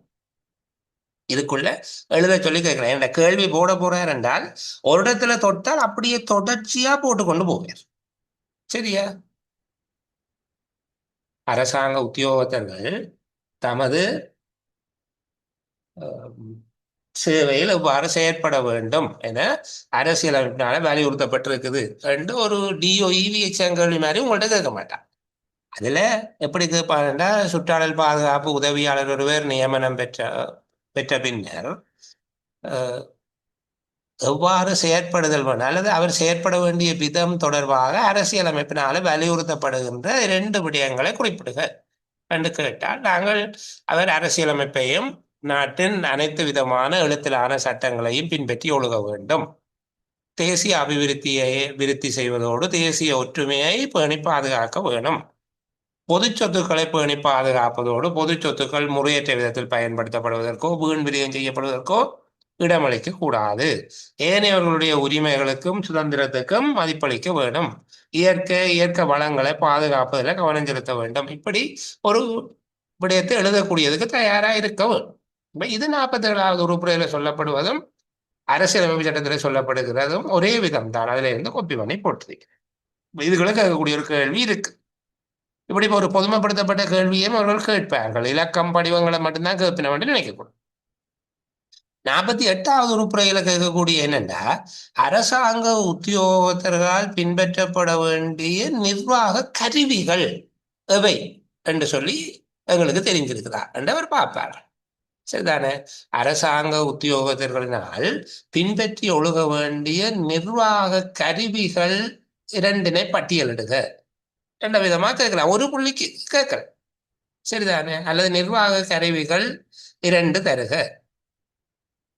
இங்க நேர அரசாங்க உத்தியோகத்தர் கேட்க மாட்டால் அந்த பதவியை சொல்லி அந்த பதவியில பணியாற்றுகிற உத்தியோகத்தர் ஒருவர் பின்பற்றி ஒழுக வேண்டிய நிர்வாக கருவிகள் அவை. புத்தகங்கள் என்னன்னு கேட்க மாட்டார், நிர்வாக கருவி என்றுதான் மேனேஜ்மெண்ட் டூல்ஸ். சரி, அப்ப நீங்க பார்க்கணும் மேலே அவருடைய அந்த விவரித்தல்ல அந்த சேவைக்கு சேவை பிரமாண குறிப்பு இருக்குதா அல்லது ஆட்சேர்ப்பு திட்டம் இருக்குதான்னு பார்க்கணும். அப்புறம் இதுல இருக்குதானேன்ட்டு இயைபுடைய சேவை பிரமாண குறிப்பு அல்லது ஆட்சேர்ப்பு திட்டம் என்று எழுதி போடக்கூடாது. அங்க சேவை பிரமாண குறிப்பு இருந்தால் சேவை பிரமாண குறிப்பு எழுதணும், ஆட்சேர்ப்பு திட்டம் இருந்தால் ஆட்சேர்ப்பு திட்டத்தை எழுதணும். பொதுவாக எழுதக்கூடியது இலங்கை ஜனநாயக சோசலிச குடியரசின் அரசியல் அமைப்பும் ஏனைய எழுத்திலான சட்டங்கள். 2வது அரசாங்க சேவை ஆணைக்குழுவின் நடைமுறை விதிகள், தாபன விதிக்கோவ நிதி ஒழுங்கு விதிகள். இது 2வது. 3வது தொடர்புடைய சேவை பிரமாண குறிப்பு, ஆட்சேர்ப்பு திட்டங்கள். 4வது அரசாங்கத்தின் ஏனைய கட்டளைகள், சுற்றறிக்கைகள், அறிவுறுத்தல்கள். இந்த 4 கேட்டகரி, 4 விட தான் இதுக்குள்ள இருக்கு. சரிதானே? இவற்றுக்கு இந்த மேலே சொல்லப்பட்ட 4க்கும் காலத்துக்கு காலம் செய்யப்படுகிற திருத்தங்கள், மேலே கூறப்பட்டவற்றுக்கு காலத்துக்கு காலம் வெளியிடப்படுகிற திருத்தங்கள் என்பதை 5வதா வேணுமென்றா சொல்லிக் கொள்ளலாம். இப்போ அது திருத்தம் அதுக்குள்ளேயே அடங்கிடும். 4 விஷயம் இருக்கு. ஒன்று, இலங்கை ஜனநாயக சோசலிச குடியரசின் அரசியலமைப்பு சட்டமும் ஏனைய எழுத்திலான சட்டங்கள். 2வது, அரசாங்க சேவை ஆணைக்குழுவின் நடைமுறை விதிகள், தாபன விதிக்கோவை, நிதி ஒழுங்கு விதிகள். 3வது, தொடர்புடைய சேவை பிரமாண குறிப்புகள் அல்லது ஆட்சேர்ப்பு திட்டங்கள். 4வது, அரசாங்கத்தின் ஏனைய கட்டளைகள், சுற்றறிக்கைகள், அறிவுறுத்தல்கள், திணைக்கள சட்டங்கள் அல்லது திணைக்கள கட்டளைகள். இந்த 4 கேட்டகரி இருக்கு. இதுல ஏதாவது 2 நீங்கள் எழுதக்கூடிய மாதிரியாக இருக்க வேண்டும். சில வேளைகளுக்கு 2 புள்ளிக்கு கேட்பீங்க. சரியா? இது ஏன் இப்படி திருப்பி திருப்பி நான் சொல்லி கொண்டு வருகிறேன் என்றால், நீங்க எப்படி வாசிக்க வேணும், எப்படி படிக்க வேணும், எப்படி குறிப்படுத்திக் கொள்ள வேணும், மறக்காம இருக்கணுமே முதல். சரியா? அப்ப மறக்காம இருக்கிறதுக்கு அரசாங்க உத்தியோகத்தர்கள் பின்பற்ற வேண்டிய முகாமைத்துவ கருவிகள் 4 என்று எழுதி வச்சுட்டு 4ஐயும் நினைச்சு பார்க்கக்கூடிய மாதிரியே ஷார்ட் நோட்ஸ் எடுத்தா சரி. இதுல இதை வச்சு வாசிக்க எல்லாம் தெரிஞ்ச மாதிரி இருக்கும், மூடி போட்டு யோசிக்க ஒன்றும் தெரியாத மாதிரி இருக்கும். அப்ப எக்ஸாம் போக வேணாம் என்ற எண்ணம் பெறும். அடுத்த பாருங்க, விதவைகள் அனாதைகள் ஓய்வூதிய நிதியத்துக்கு அல்லது தகுதார அனாதைகள் ஓய்வூதிய நிதியத்துக்கு பங்களிப்பு செய்ய வேண்டியது. அப்ப சிலவர்கள் அவர்கள் எப்படி செய்வார்கள், கேள்வியை போடுவார்கள் என்றால், நிரந்தரமானதும் ஓய்வூதிய உரித்துடையதுமான பதவி ஒன்றாகும் என்று அங்க மேல சொல்லுவார்.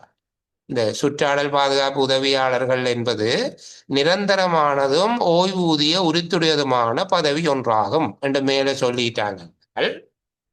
சரிதானே? கீழே மேற்படி பதவிக்கு நியமிக்கப்படுகிற உத்தியோகத்தர்கள் பங்களிப்பு செய்ய வேண்டியது அரசாங்க சேவை சேமலாப நிதியத்துக்கு, தகுதாரர்கள் அனாதைகள் ஓய்வூதிய திட்டத்திற்கு,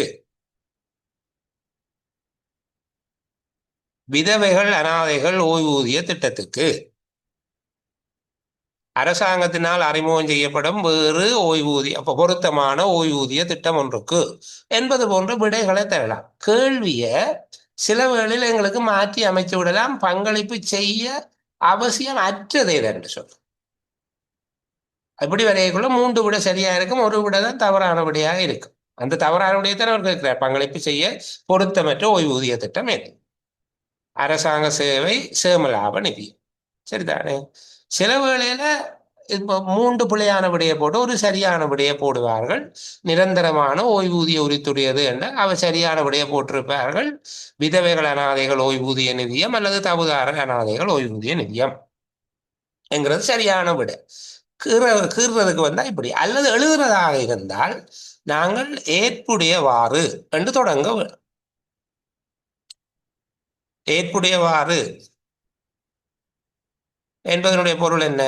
அவைக்கு பொருந்துற மாதிரி ஆண்களாக இருந்தால் அவர் இல்லாம போனா விதவை தானே உண்டாகுவாங்க, அவங்களோட மனைவி தானே. அப்போ விதவைகள் அனாதைகள் ஓய்வூதிய திட்டம் இது ஒரு பகுதி பாருங்க, அல்லது தகுதாரர் அனாதைகள் ஓய்வூதிய திட்டம் அல்லது அரசாங்கத்தினால் அறிமுகம் செய்யப்படும் வேறு ஓய்வூதிய திட்டத்துக்கு பங்களிப்பு செய்ய வேண்டும். எழுதுறதுக்கு கேள்வி கேட்டா இப்படி எழுதக்கூடிய மாதிரி நாங்கள் வாசிச்சு ஞாபகத்துல வச்சிருக்கிறோம். சரிதானே? நிரந்தரமான ஓய்வூதிய உரித்துடைய பதவி என்றவர் கேட்க போறது இல்லை, அது மேல சொல்லி இருப்பார், கதைக்குள்ள சொல்லி போட்டு இந்த பதவிக்கு நியமிக்கப்படுபவர் எவ்வாறான சமூக பாதுகாப்பு நிதியத்துக்கு அல்லது ஓய்வூதிய நிதியத்துக்கு பங்களிப்பு செய்தல் வேண்டும். இப்ப நீங்கள் எழுதணும், ஏற்புடையவாறு விதவைகள் அனாதைகள் ஓய்வூதிய திட்டத்துக்கு அல்லது தகுதாரர் அனாதைகள் ஓய்வூதிய திட்டத்துக்கு அல்லது அரசாங்கத்தினால் அறிமுகம் செய்யப்படும் வேறு ஓய்வூதிய திட்டத்துக்கு பங்களிப்பு செய்ய வேண்டும் என்று எழுத வேண்டும். சிலவர்கள் அங்க மேல போடுவார்கள், இப்பதவி நிரந்தரமானதும் ஓய்வூதிய உரித்தற்றதும் ஆகும் என்று போட்டுட்டு எவ்வாறு பங்களிப்பு செய்ய வேணும் என்று சொல்லி கேட்டால் நாங்கள் எப்படி சொல்லுவோம்? அரசாங்க சேவை சேவலாம நிதியத்துக்கு பங்களிப்பு செய்ய வேண்டும். அரசாங்க சேவை சேவலாம நிதியத்துக்கு உதவுதொகை செலுத்துதல் வேண்டும். கவனமா பார்க்கணும். நாங்கள் ஒரு இடத்தை ஃபோக்கஸ் பண்ணி போட்டு போயிட்டு ஒரு சில இடத்தை தவற விட்டுடுவோம். அரசாங்க சேவை சேமலாமணியத்துக்கு உதவுதொகை செலுத்த வேண்டியவர்கள், அரசாங்க சேவை சேமலாமணியத்துக்கு உதவுதொகை செலுத்த வேண்டியவர்கள் ஒன்று நிரந்தர அரசாங்க சேவை சேமலாமணியத்துக்கு உதவுதொகை செலுத்த பொருத்தமற்றவர்கள். அரசாங்க சேவை சேவனாப நிதியத்துக்கு உதவுதொகை செலுத்த பொருத்தமற்றவர்கள், நிரந்தரமான ஓய்வூதியமுடைய பதவிக்கு நியமிக்கப்படுபவர்கள், நிரந்தரமானதும் ஓய்வூதிய உரித்தற்றதுமான பதவி ஒன்றுக்கு நியமிக்கப்படுபவர்கள், அரசாங்க நியமனம் ஒன்றில் அமைய நியமனத்தை பெறுபவர்கள், அரசாங்க நியமனம் ஒன்றில் தற்காலிக அல்லது ஒப்பந்த அடிப்படையிலான பதவியை வகிப்பவர்கள் என்று சொல்லி 4 விடையை போடுவார்கள். இந்த இடத்துல நாங்கள் குழம்பிடுவோம். நாங்கள் மேலோட்டமாக இப்போதைக்கு என்னதை படித்து வச்சிருந்தாங்க, நிரந்தரமான ஓய்வூதிய உரித்தற்றவர்கள் தான் என்று சொல்லி இதுக்குள்ளதான் இருக்குது. நாங்கள் ஊண்டி வாசிச்சா தான் அது விளங்கும். பாருங்க, அரசாங்க சேவை சேமலாபநிதியத்துக்கு உதவுதொகை செலுத்த வேண்டிய ஆக்கள் நிரந்தரமான ஓய்வூதிய உரித்தற்றவர்கள் வரைகினம், அதே போல அரசாங்க நியமனம் ஒன்றின் கீழ் அமைய அடிப்படையில நியமனம் பெறுகிறவர்கள் வரைகினம், தற்காலிக அடிப்படையில் அல்லது ஒப்பந்த அடிப்படையிலான அரசாங்க பதவி ஒன்றை வகிப்பவர்கள் வருகிறார்கள். யார் வரமாட்டார்? நிரந்தரமான ஓய்வூதிய உரித்துடைய பதவிக்குரியவர் மட்டும்தான் அரசாங்க சேவை சேமலாப நிதியத்துக்கு உதவுதொகை செலுத்த தேவையில்லை. அவர் WNOB கொடுப்பார். சரிதானே? அதே போல இந்த அரசாங்க பிணைப்பண கட்டளை சட்டம் தொடர்பாக உண்மையில இங்க இல்லை, இது நிதி ஒழுங்கு விதிகளுக்குள்ள இருக்கு இந்த கேள்வி. நான் அந்த இடம் வருகிற போது உங்களுக்கு இன்னும் தெளிவுபடுத்துவேன். பிணைப்பண கட்டளை சட்டத்துக்கு கீழே இதை செலுத்த வேண்டியவர்கள் யார் என்கிறத மேலோட்டமா சொல்லி வைக்கிறேன். அந்த இடம் வரையில நான் சொல்லி தருகிறேன். சரியா?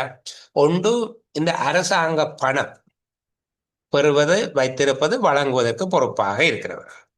அரசாங்க பணம், முத்திரை, சரிதானே? அதுபோல இந்த பிரவேச சீட்டுகள், பிரவேச சீட்டு டிக்கெட் மாதிரியான, அதாவது காசுக்கு சமமான அரசாங்க பணம் அல்லது பணப்பெறுமதி வாய்ந்த ஆவணங்களை பெற்றுக்கொள்ளுதல், கட்டுக்காப்பில் வைத்திருத்தல், வழங்குதல் ஆகிய விஷயங்களுக்கு பொறுப்பான உத்தியோகத்தர்கள் பிணைப்பண கட்டளை சட்டத்திற்குள்ள பிணைப்பணம் செலுத்த வேண்டும். சரிதானே? 2வது, அரசாங்க களஞ்சிய பொருட்களை பெறுதல், பராமரித்தல் போன்றவற்றுக்கு பொறுப்பா இருக்க அரசாங்கத்துக்குரிய களஞ்சிய பொருட்கள், அரசாங்க சொத்துக்களை பெறுதல், வைத்திருத்தல், வழங்குதல் என்பவற்றுக்கு பொறுப்பான ஆக்கள்.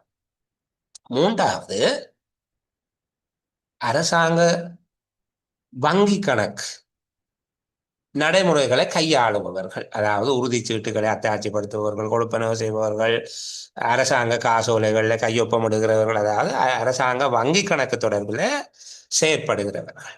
இந்த 3 வகையான ஆக்களும் பிணைப்பண கட்டளை சட்டத்துக்கு அமைவாக அவர்கள் பிணைப்பணம் செலுத்த வேணும். நிதி ஒழுங்கு விதி 880 படிக்க நாங்கள் இன்னும் விளக்கமா பார்த்துக்குவோம். 3 பேர் ஞாபகம் வச்சிருங்க. ஒன்று காசு அல்லது முத்திரைகள், பணப்பெறுமதி வாய்ந்த ஆவணங்களை பெறுதல், வைத்திருத்தல், பகிர்ந்தளித்தல்.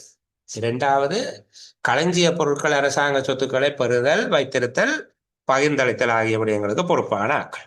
3வது, கொடுப்பனவு உறுதிச்சீட்டுகளில் ஒப்பமிடுதல் மற்றும் உத்தியோகபூர்வ வங்கி கணக்கு காசோலைகள்ல ஒப்பமிடுவதற்கு அதிகாரம் பெற்றவர்கள். இந்த 3 வகையான ஆக்களும் இதை செய்ய வேண்டும். சரி, அடுத்தது பாருங்க, இதுல இன்னொரு விடயம் இருக்குது முக்கியமானது. 53வதுக்குள்ள நிறைய கேள்வி, சின்ன சின்ன கேள்வி எல்லாம் இருக்குது. நான் திரும்பவும் காட்டி உங்களை பயப்படுத்துகிறேன்னு யோசிக்க கூடாது. இந்த பாருங்க, இதுல லீவு சம்பந்தமாக கேட்க தொடங்கின பிறகு லீவு ரெஜிஸ்டர் இந்த ஃபார்முலா வச்சிருக்க வேண்டும், லீவு விண்ணப்பம் எந்த படிவத்தில் இருக்க வேண்டும், ஒருவருக்கு சுவையின விடுமுறை எடுப்பாராக இருந்தால் அவர் எந்த படிவத்தில் தன்னுடைய மெடிக்கல் சர்டிபிகேட்டை கொடுக்க வேணும். சரியா? இப்படி 3 விதமான படிவங்களை இதுக்குள்ள கேட்டுருக்காங்க. இதே போல கேட்கறதாக இருந்தால் இந்த மெடிக்கல்ல கேட்கறது முதலாவது பாருங்க. சரிதானே?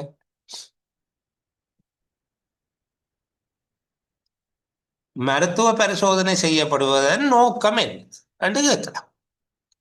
நீங்க விட எழுதுறதாக இருந்தால் இதை படிச்சு வச்சிருந்தா தான் எழுதையும். இந்த பதவியால் ஒப்பந்த பதவியை நியமிக்கப்படுகிற உத்தியோகத்தர் ஒவ்வொருவரும் இந்த நாட்டின் எந்த பகுதியிலையும் சேவையாற்றுவதற்கு உடல் உள ரீதியாக தகுதியுடையவர் என்பதை நிரூபிப்பது. சரிதானே? அடுத்தது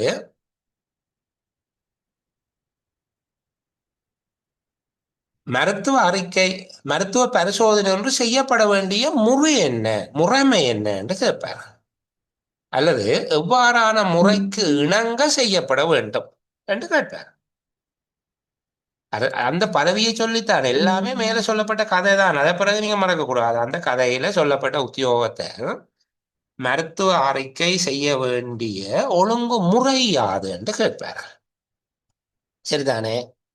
அப்ப இந்த மருத்துவ பரிசோதனை சுகாதார அமைச்சு செயலாளர் அல்லது சுகாதார சேவைகள் பணிப்பாளர் நாயகத்தினால் தீர்மானிக்கப்படும் ஒழுங்கு முறைக்கு இணங்க அரசாங்க மருத்துவ சாலை ஒன்றில் அரச மருத்துவ அதிகாரி ஒருவரால செய்யப்பட வேண்டும்.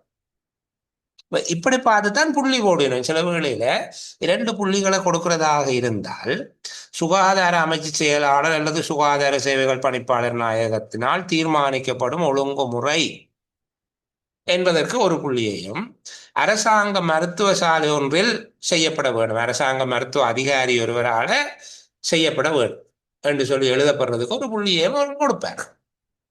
நாங்கள் பிளவிடாம அந்த விடையை உள்ளடக்கக்கூடிய மாதிரி, அதுக்குத்தான் திரும்ப திரும்ப இவ்வளவு நேரம் மெனக்கெடுத்து ஒரு கேள்வியோட மெனக்கெடுத்து. சரியா? அடுத்த பகுதியை பாருங்க. இந்த மருத்துவ பரிசோதனை செய்யப்படுவதற்கு திணைக்கள தலைவரினால சமர்ப்பிக்கப்படுகின்ற விண்ணப்பத்துக்கு பயன்படுத்துகிற படிவம் எதென்று கேட்பேன்.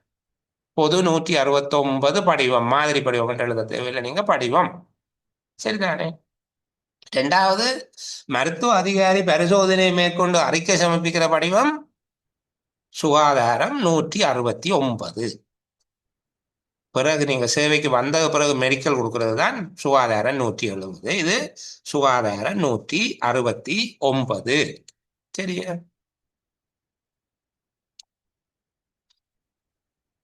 அடுத்தது, அங்க யாராவது ஒரு அந்த கதையை சொல்லி போட்டு ஏதாவது ஒரு பேர், சரிதானே, பங்கஜன் என்ற அந்த பேரை சொல்லி அவர் மருத்துவ பரிசோதனையில உடலுள்ள ரீதியாக தகுதியற்றவர் என தெரிய வந்தால் மேற்கொள்ள வேண்டிய நடவடிக்கை என்ன, அவர் தொடர்பாக மேற்கொள்ள வேண்டிய தீர்மானங்கள் இவை என்று கேட்பாங்க. 2 தீர்மானத்துக்கு 2 புள்ளி போடுவாங்க. சரிதானே? மருத்துவ அறிக்கையின்படி உடலுள்ள ரீதியாக தகுதியற்றவர் என உறுதி செய்யப்பட்டால் அவருக்கு வழங்கப்பட்ட நியமனத்தை ரத்து செய்ய வேண்டும். இதுக்கு 1 புள்ளியை கொடுப்பாங்க. எனினும் அவர் சேவை புரிந்த காலப்பகுதிக்குரிய சம்பளத்துக்கு அவர் உரித்துடையவர் ஆவார். இப்படி இந்த அளவுக்கு எழுதக்கூடியதா தெளிவா ஞாபகம் இருக்கிறது. இது எத்தனை தடவை நீங்க படிக்க வேணும், அல்லது எத்தனை தடவை இதை பற்றி நீங்க சிறு குறிப்புகள் எடுத்து கலந்துரையாட வேணும் யோசிங்க.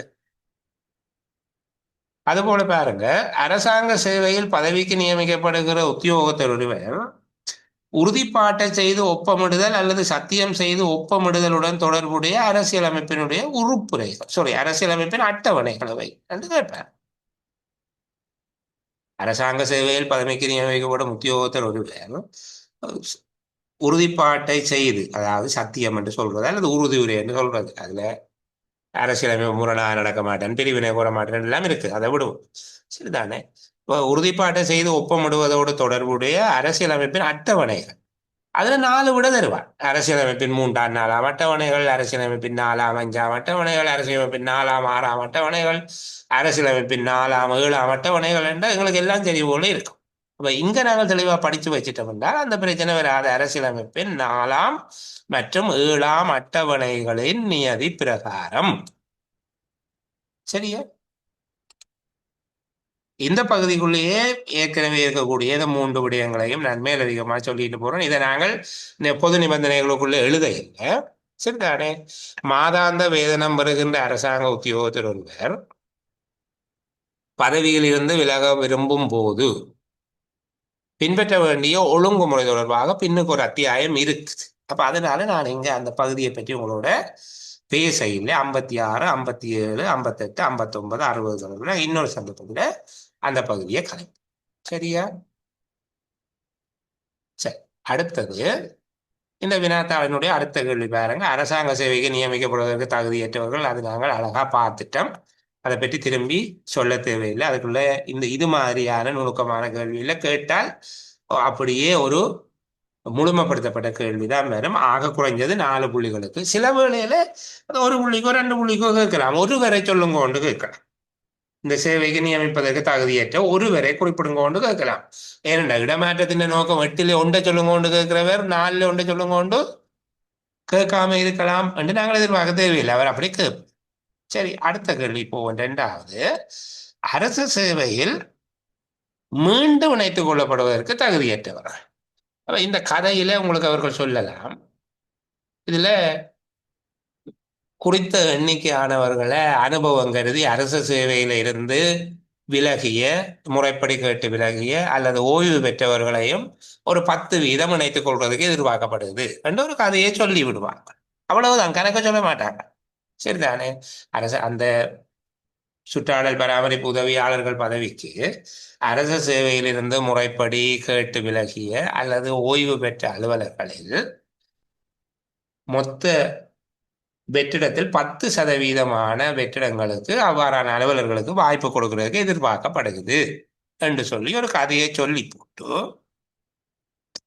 இந்த பதவிக்கு ஓய்வு பெற்றவர்கள் அல்லது முறைப்படி பதவிகளை இணைத்துக் கொள்ளுகின்ற போது எவ்வாறானவர்களை இணைத்துக் கொள்ள முடியாது என்று கேட்கிறேன். அப்ப கேள்வி என்ன? மீண்டும் அரசு சேவையில் இணைத்துக் கொள்ளப்படுவதற்கு தகுதியற்றவர்கள் யார் என்பதுதான் கேள்வி. ஆனால் நேரடியாக அப்படி கேட்க 10% சந்தர்ப்பத்தை ஓய்வு பெற்றவர்களுக்கு அல்ல முறைப்படி பதவியில் வழங்க தீர்மானிக்கப்பட்டிருக்கு, அது அரசாங்கத்தின் கொள்கை ஒன்றாக இருக்குது என்று சொல்லி போட்டு அவ்வாறு நியமனம் வழங்கும் போது எவ்வாறானவர்களுக்கு நியமனம் வழங்கக்கூடாது என்று கேட்கிறேன். இது தொடர்பாக எங்க இருக்குதுன்னு எனக்கு சொல்லக்கூடிய ஆட்கள் 192வது உறுப்புரை சார், அத்தியாயம் 13. அப்படி பிறகு என்ன? சரியா, கீழே குறிப்பிடப்பட்டவர்கள் மீள சேவைக்கு அமர்த்தப்படுவதற்கு தகுதியற்றவர்கள் என்று சொல்லப்பட்டது. ஓ, நாங்கள் 4 பேரையும் தெரிஞ்சு வச்சிருக்க வேண்டும். அவர் சில வேளை 2 பேரை சொல்லுங்க ஒன்றும் கேட்கல. முதலாவது, அரசாங்க கொள்கை தீர்மானம் ஒன்றின் பேரில் இளைப்பாறுவதற்கான சம்மதத்தோடு இளைப்பாறிய ஒருவர். அரசாங்க கொள்கை தீர்மானத்தின் பேரில் என்று நான் இது பல தடவை விளங்கப்படுத்தி இருக்கிறேன். இப்போ ஒரு கம்பன்சேஷன் ஸ்கீம் ஒன்றோட உங்களுக்கு எஞ்சிய சேவை காலத்துக்குரிய சம்பளத்தின் 70% இப்போ தரலாம். 55 வயதுலேருந்து பென்ஷன் வரும். யாரும் பென்ஷனில் போறீங்களான்னு கேட்டால் ஓமண்டு பென்ஷனில் போன ஒருவர் திருப்பி வரையலாம். சரியா?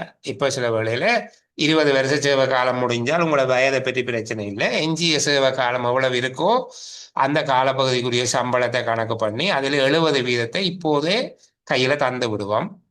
நீங்கள் போகலாம். 55 வயது முடிகிற போது உங்களுக்கு பென்ஷனும் வரும். யாரும் போறீங்களோன்னா இருக்கிறவங்களெல்லாம் முடிக்கும்.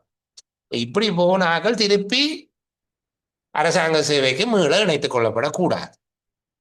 அரசாங்க கொள்கை தீர்மானம் ஒன்றின் பேரில் இளைப்பாறுவதற்கான சம்மதத்தோடு இளைப்பாறியவர்கள்.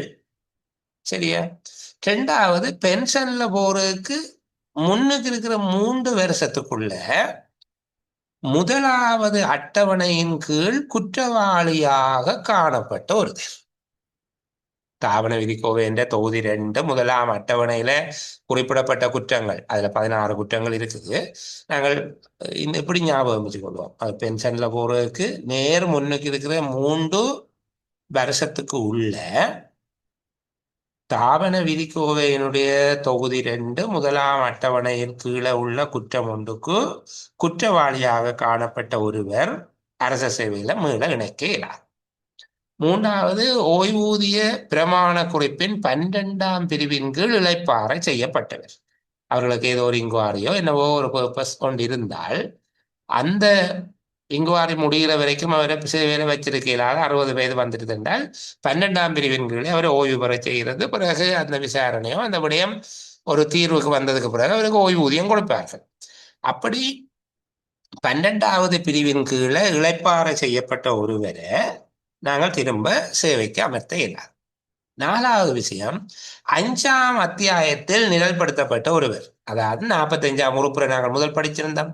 இப்ப பாருங்க, இந்த பெரிய ஏரியாக்குள்ள அது ஒரு பகுதியாக வந்து சேருது. சேவையில இருந்த போது கட்டாயமா பென்ஷன்ல பண்ணவர், பதவி நீக்கம் செய்யப்பட்டவர், பதவியை பெரிதாக்கினவர், இலங்கை பிரஜை அல்லாதவர், நீதிமன்றத்தினால குற்றவாளியாக காணப்பட்டவர், கடன் தீர்க்க வகையற்றவர் எல்லாம் சொன்னமே, அவ்வளவையும் சேர்த்து பொதுச்சேவை ஆணைக்குழுவின் நடைமுறை விதிகள் அத்தியாயம் 5 அரச சேவைக்கு நியமிக்க தகுதியற்றவர்கள் என நிரல்படுத்தப்பட்ட வகையினர் இருந்தால் அவர்கள் மீள சேவைக்கு சேர்க்க முடியாது. சரி, இப்படி வாசிக்கிற போது பிறகு நாங்களை பார்ப்போம். அரசாங்க சேவையில சொல்லுங்க. இல்ல இந்த 4வதுல சொன்ன 5வது அத்தியாயம் என்று சொல்றது இப்ப வினா எக்ஸாமுக்கு எழுதியக்குள்ள நாங்கள் இந்த இதை சுட்டி காட்டி தான் எழுத வேணும். இப்படியே எழுதுனீங்கன்னா சரி. உங்களுக்கு பொதுச்சேவை ஆணைக்குழு நடைமுறை விதிகள் அத்தியாயம் 5 குறித்துரைக்கப்பட்டவர் அவர் என்றதுன்னா சரி. இந்த இதுண்ட வர்த்தமான பத்திய இலக்கங்கள் மென்ஷன் பண்ண தேவையில்லை. எதை சொல்றீங்க ஐயா? இந்த வர்த்தமான பத்தி என்ன இலக்கம் இருக்குதான் 2310/29. பொதுச்சேவை ஆணைக்குழு நடைமுறை விதி உங்களுக்கு ஞாபகம் இருந்தா எழுதுனா ஒரு குற்றமும் இல்லை. சரிதானே? என்ன இப்போ கூப்பிட்டு பார்த்து எழுது நீ ஒன்று கேட்பாங்க சில நேரம், நீங்க இல்லைன்னா சரி. என்ன கேட்டாங்க கூப்பிட்டு பார்த்து எழுதுனதான்ட்டு, அது வேறு. சரியா? அப்ப இந்த 5வது அத்தியாயம் பொதுச்சேவை ஆணைக்குழுவின் நடைமுறை விதிகள் அத்தியாயம் 5 வேண்டாம் ஒரு புற 45 போட்டு எழுதி விடலாம். நியமிக்கப்படுவதற்கு தகுதியற்றவராக பட்டியல்படுத்தப்பட்ட நபர்கள். இவைய அரசாங்க சேவையில மீள சேவைக்கு அமர்த்திடாது. அங்க ஸ்கீம் கொடுக்க இதைத்தான் கொடுக்க போறாங்க. இந்த துண்டை இப்படியே வெட்டி அங்க புள்ளியிடல் திட்டமாக கொடுத்திருப்பார்கள். இதுல ஏதேனும் 2 குறிப்பிட்டிருந்தால் 2 புள்ளிகளை வழங்க சொல்லுவாங்க. நாங்கள் அந்த அளவுக்கு இந்த கரைச்சு குடிக்கிறேன்னு சொல்லுவாங்க, அப்படி படிச்சு வச்சிருக்க. இதுக்குள்ள வேற கேட்கிற கேள்விகளுக்கு ஒன்றும் வாய்ப்பு இல்லை. இதுக்குள்ள முழு கேள்வி இருக்கு. சொல்லுங்க. இதுல சார் இந்த 5வது அத்தியாயத்துல முழுக்க வராது தானே சார்? இதுல மீண்டும் கொண்டேக்கு இதுல முழுக்க வராது தானே சார்? எதையா சொல்றீங்க? இந்த கேள்வி மீண்டும் அரசு சேவைக்கு இணைக்க தகுதியற்ற அரசு சேவைக்கு அமர்த்துவதாக இருந்தால் அந்த அதுக்குள்ள இருக்கிற 5 பேரும் பெருவினம். அவர் பென்ஷன்ல போன பிரஜா உரிமை இழந்திருந்தால் அல்லது கட்டாயமாக பென்ஷன்ல அனுப்பப்பட்டிருந்தால், நீதிமன்றம் உள்ள குற்றவாளியாக காணப்பட்டிருந்தால், கடன் தீர்க்க வகையற்றவராக இருந்தால் அவ்வளவும் பெரும். அப்படி அங்க சொல்லப்படுகிற 45வது அத்தியாயத்துல சொல்லப்படுகிறது அரசாங்க சேவைக்கு புதுசா ஆளே எடுக்க யாரே எடுக்கக்கூடாது. அந்த 5 வகையான ஆட்களை எடுக்கக்கூடாது. இது அரசாங்க சேவைக்கு திரும்பி வர போறோம் கேட்குள்ள யாரும் எடுக்கக்கூடாதுன்னா அந்த 5 பேரும் வரையினம், அதை விட மேல சொன்ன 3 பேரும் சேர்த்து 8 கேட்டகரியாக வரையினம். இதுக்குள்ள விளங்குதான சொல்றது? அந்த 5 பேரும் வரையினம். ஆனால் அந்த 5 பேரையும் திருப்பி நாங்கள் அப்படியே எழுத தேவையில்லை. 5ஆம் அத்தியாயத்துல அட்டவணைப்படுத்தப்பட்டவர்கள் அந்த 5 பேரும் மீள சேர்க்கவும் தகுதி இல்லாதாக்கள் தான். மீள சேர்க்கிறதுண்டா என்ன, புதுசா ஒரு வேலைக்கு கோல் பண்ணைக்க சேர்க்கிறேன்டா என்ன, எல்லாம் ஒரே வகை தான். அவை வேற ஆயிரம். அதை விட 12ஆம் பிரிவின் கீழே பாரியவர், கொள்கை தீர்மானம் கொண்டுள்ள சம்மதத்தோட விட்டுட்டு போனவர், 3 வருஷத்துக்குள்ள குற்றவாளியாக காணப்பட்டவர் என்று 8 வகையான ஆட்கள் அரசாங்க சேவையில் மீள நியமிப்பதற்கு தகமையற்றவர்களாக இருக்கு. சொல்றது நான் ஏன் கேட்டேன்னா சார், இந்த இலங்கை பிரஜை இல்லாதவர்கள் முதலே வந்திருக்க மாட்டேன் தானே, அதுக்குதான் அவர் பென்ஷன்ல போன பிறகு ஏதேனும் ஒரு குற்றத்தினாலே ஒரு பிரஜா உரிமை இழந்திருக்கலாம் தானே ஐயா. அப்படியும் பாருங்க, சில அரசியல் தவறுகளுக்காக பிரஜா உரிமை இழக்கிற இலங்கையில ஸ்ரீமாவோ பண்டாரநாயகாவுக்கு 7 வருஷம் பிரஜா உரிமை இல்லாம இருந்தோம்.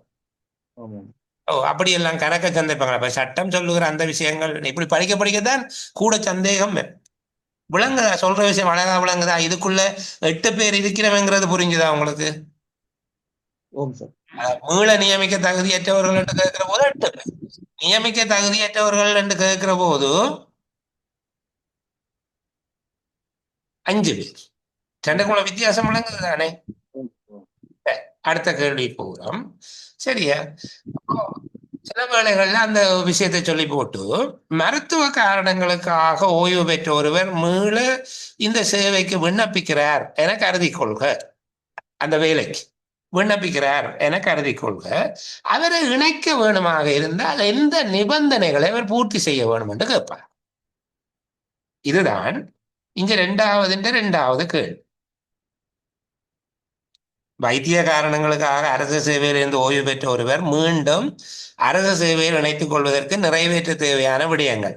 சாரி, இந்த பகுதியை சொல்றதுக்கு முன்னுக்கு நான் 2 விடயங்களை உங்களுக்கு சொல்ல வேணுமென்று ஆசைப்பட்டேன். அதை சொல்லிட்டு போகிறேன். என்ன, அதை கொஞ்சம் கவனிங்க. இதுல 2 சின்ன சின்ன கேள்விக்கு வாய்ப்பு இருக்குது. பஸ் பாட் கேள்வி, அதையும் கதைச்சு கொண்டு போவேன்.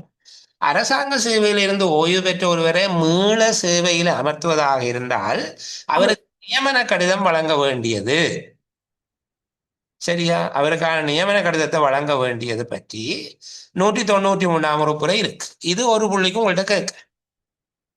பொது சேவை ஆணைக்குழுவின் நடைமுறை விதிகள் பின்னிணைப்பு 4 மாதிரிக்கு அமைவாக என்ன தேவையான திருத்தங்களோடு நியமன கடிதம் வழங்கலாம்.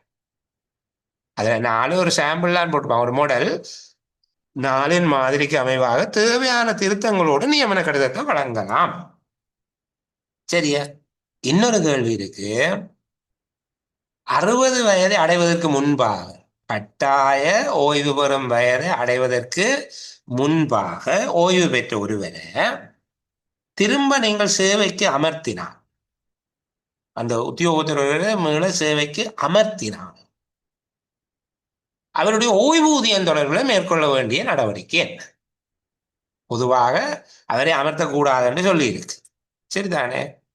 கட்டாய ஓய்வு பெறும் வயதை அடைவதற்கு முன்பாக மேலே இந்த 192 அந்த நிலைமையை தவிர அரசாங்க சேவையிலிருந்து ஓய்வு பெற்ற ஒருவரை நீங்கள் அமர்த்தி கொள்ளலாம் என்று சொல்லி விளங்கிக் கொள்ளுங்க. இதுக்கு மேலே இதுல இருக்கிற சில என்ன புரிதல் குறைபாடுகள் இருக்குது. மேலே இருக்கிற ஆக்கள் அவர் 60 வயதுக்கு உள்ள இருந்தாலும் 192 சொல்லப்பட்ட அதுக்குள்ள இருந்தால் அவரை அமர்த்த முடியாது. ஆனால் அது தவிர சாதாரணமாக 60 வயதுக்குள்ள இருக்கிற ஒருவர் மீள பணிக்கு அமர்த்தப்பட்டால் ஓய்வூதியம் தொடர்பில் என்ன செய்யும்? சரியா? அந்த பகுதிக்கு விட எப்படி எழுத போறீங்க? அவர் கட்டாய ஓய்வு பெறும் திகதியை அடையும் வரையில் அவருடைய ஓய்வூதியம் வழங்கப்படாமல் உறை நிலையில் வைக்கப்பட வேண்டும். ஃப்ரீஸ் பண்ணி வைக்கணும் பென்ஷனை. அப்படியே ஃப்ரீஸ் பண்ணி வச்சுட்டு அவருக்கு சம்பளம் கொடுக்கலாம். சரிதானே? அவருடைய சம்பளம் எப்படி தீர்மானிக்கப்படும் நாங்கள் பிறகு படிப்போம். இப்போ நான் அதுக்குள்ள வேற இல்லை. அவருடைய சம்பளத்தை எப்படி தீர்மானிக்கணும்? அவருக்கு சம்பளம் கொடுக்கணும். இப்போ கேட்டது பென்ஷனை பற்றி. அவர் மீள பணிக்கு அமர்த்தப்பட்டால் அவர் கட்டாய ஓய்வு பெறும் திகதி அடையும் வரைக்கும் அவருடைய ஓய்வூதியம் வழங்கப்படாமல் உறை நிலையில் வைக்கப்படுதல் வேண்டும். சரியா? பின்னிணைப்பு 4 தான் கடிதம் கொடுக்கணும். அதே போல 60 வயது வரை மட்டும் அவருடைய பென்ஷனை கொடுக்கக்கூடாது. இந்த விஷயத்தை ஞாபகம் வச்சுக்கோ. சரி, இனி நான் கேள்விக்குள்ள வாங்கின பழைய கேள்வி. வைத்திய காரணங்களுக்காக அரசாங்க சேவையில இருந்து ஓய்வு பெற்றவர் மீள அரசாங்க சேவையில இணைத்துக் கொள்ளப்படுவதற்கு தேவையான நிபந்தனை. யாரோ ஒருவர் விண்ணப்பிக்கிறார், மருத்துவ காரணங்களுக்காக அவர் ஓய்வுல போயிட்டார், இப்போ திருப்பி வர்றதுக்கு விண்ணப்பிக்கிறார். அவர் எவ்வாறான நிபந்தனைகளை பூர்த்தி செய்ய வேண்டும் என்று உங்கள்ட்ட கேட்பேன். இது 3வது கேட்டகரி. இது எங்க இருக்குது? 195 இருக்கு சார். 195வது உறுப்புரையில் இந்த விஷயம் சொல்லப்பட்டிருக்கு. பாருங்க, கீழ்வரும் தேவைப்பாடுகள் அனைத்து தேவைப்பாடுகளையும் பூர்த்தி செய்திருக்க வேண்டும். மிக முக்கியம். சரிதானே? அனைத்து தேவைப்பாடுகளையும் பூர்த்தி செய்திருக்க வேண்டும். முதலாவது, 192ஆம் பிரிவின் 2 அல்லது 4 கீழ் தகமையற்றவராக இருக்கக்கூடாது. தகமையற்றவர் ஆகாமை. அது என்ன 2, 4 பிரிவு? 2ஆம் பிரிவு சொல்லுது ஓய்வு பெறுவதற்கு 3 வருடங்களுக்கு முன்பு ஸ்தாபன விதிக்கோவையின் 2வது தொகுதி 1ஆம் அட்டவணையின் கீழான குற்றம் ஒன்றுக்கு குற்றவாளியாக காணப்பட்டவராக இருக்கக்கூடாது. 4 சொல்லுது 5ஆம் அத்தியாயத்துக்குள்ள லிஸ்ட் பண்ணப்பட்டவராக இருக்கக்கூடாது. இப்போ இந்த 2ஐயும் நாங்கள் ஞாபகம் வச்சிருக்கிறோம். 2ஆம் பிரிவு என்ன சொல்லுது? 192 2ஆம் பிரிவு 3 வருஷத்துக்குள்ள குற்றவாளியாக காணப்பட்டிருக்கக்கூடாது. 4ஆம் பிரிவு சொல்லுது அத்தியாயம் 5க்குள்ள இருக்கிறவராக இருக்கக்கூடாது. இப்போ நாங்கள் 192ஆம் பிரிவு பொதுச்சேவை ஆணைக்குழுவின் நடைமுறை விதி 192ஆம் பிரிவின் 2 அல்லது 4ஆம் பிரிவுகளின் கீழ் தகமையற்றவர் ஆகாமல் இருந்தார். 2வது, சம்பந்தப்பட்ட பதவி ஏற்புடைய பதவியின் கடமைகளை திருப்தியாக ஆற்றுவதற்கு ஏற்ற உடல் உள ரீதியான தகுதியை அவர் கொண்டுள்ளார் என்று முறையாக அமைக்கப்பட்ட அரசாங்க மருத்துவ சபை ஒன்று சான்றுபடுத்தி இருக்கவர். மெடிக்கல் போர்டு ஒன்று அவருக்கு ரெக்கமெண்டேஷன் கொடுத்திருக்கவர். அவர் ஃபிட் அண்ட் சரிதானே. முறையாக அமைக்கப்பட்ட அரசாங்க மருத்துவ சபையினால் குறித்த பதவியின் கடமைகளை ஆற்றுவதற்கு அவர் உடல் உள ரீதியாக தகுதியானவர் என்று சான்றுபடுத்தி இருக்கவர். மூன்றாவது, மீள நியமிக்கப்படுகிற போது ஓய்வு பெறுவதற்கான விருப்ப வயதை அவர் அடைந்திருக்க கூடாது. ஓய்வு பெறுவதற்கான விருப்ப வயதுன்னா இப்ப 55, அது காலத்துக்கு காலம் மாறலாம். சரிதானே. ஓய்வு பெறுவதற்கான விருப்ப வயதை அடையாம இருக்கணும். 55 கடந்துட்டு தண்டா மெடிக்கல்ல போனவர் வரையலாம். நாலாவது, ஓய்வு பெற்ற திகதியிலிருந்து ஆக குறைஞ்சது 1 வருஷமாவது கடந்திருக்க ஒரு. சரிதானே. ஓய்வு பெற்ற திகதியிலிருந்து ஆக குறைஞ்சது 1 வருஷமாவது போயிருக்க. இந்த 4 கண்டிஷனையும் ஞாபகம் வச்சிருக்கு. இனியும் மறக்கக்கூடாது. எந்த சந்தர்ப்பத்திலையும் மறக்கக்கூடாது. திருப்பி கதைக்க மாட்டேன். அடுத்தது இதுக்குள்ள இருக்கக்கூடிய சின்ன சின்ன கேள்வியை நான் திரும்ப சொல்லுகிறேன். மருத்துவ காரணங்களில் ஓய்வு பெற்ற ஒருவர் திரும்ப சேவைக்கு அமர்த்தப்படுகிற போது ஓய்வூதியம் தொடர்பில் என்ன செய்யும்? அவருடைய ஓய்வூதியம் வழங்கப்படாமல் உரிய வைக்கப்படவர். அவர் பிறகு திருப்பி போகிற போது பென்ஷன் ரிவைஸ் பண்ணி தான் கொடுக்கணும். அப்ப அவர் மீள நியமிக்கப்படுகிற போது அவருடைய ஓய்வூதியம் வழங்கப்படக்கூடாது. சரிதானே. அவர் வைக்கப்பட வேண்டிய சம்பள படிநிலை என்ன? அடுத்த கேள்வி. அப்ப அவர் எந்த சம்பளத்துல வைக்க வேணும்? அவர் பென்ஷன்ல போன போது எந்த சம்பள படிநிலையில இருந்தாரோ அந்த படிநிலையில, அல்லது அவர் போனதுக்கு பிறகு சேலரி கன்வர்ஷன் எது நடந்திருந்தா அதுக்கு சமமாக இப்ப இருக்கிற சம்பள படிநிலையில அவரை வைக்க வேணும். ஓய்வு பெற்ற போது அவர் பெற்ற வேதன படிநிலையில் அல்லது வேதன திருத்தம் ஒன்று செய்யப்பட்டிருந்தால் அதனை ஒத்த அந்த பழைய வேதன படிநிலைக்கு ஒத்த வேதன படிநிலையில் அவர் வைக்கப்பட வேண்டும். இது நீங்கள் எழுதக்கூடிய கேள்வியாக கேட்பாங்க. கவனமா இருக்கணும். மிக நுணுக்கமா அப்படி பார்த்து பார்த்து படிக்கணும். கணக்க இல்லை. சரிதானே. ஒட்டுமொத்தமாவே நீங்கள் எவ்வளவு தூரம் தேடி தேடி எல்லாம் படிச்சீங்கன்னாலும் மொத்தம் 294 உறுப்புரை தான் இருக்கு. 294 உறுப்புரையில புறக்கணிக்கத்தக்கது ஒரு 94 உறுப்புரை இருக்குது.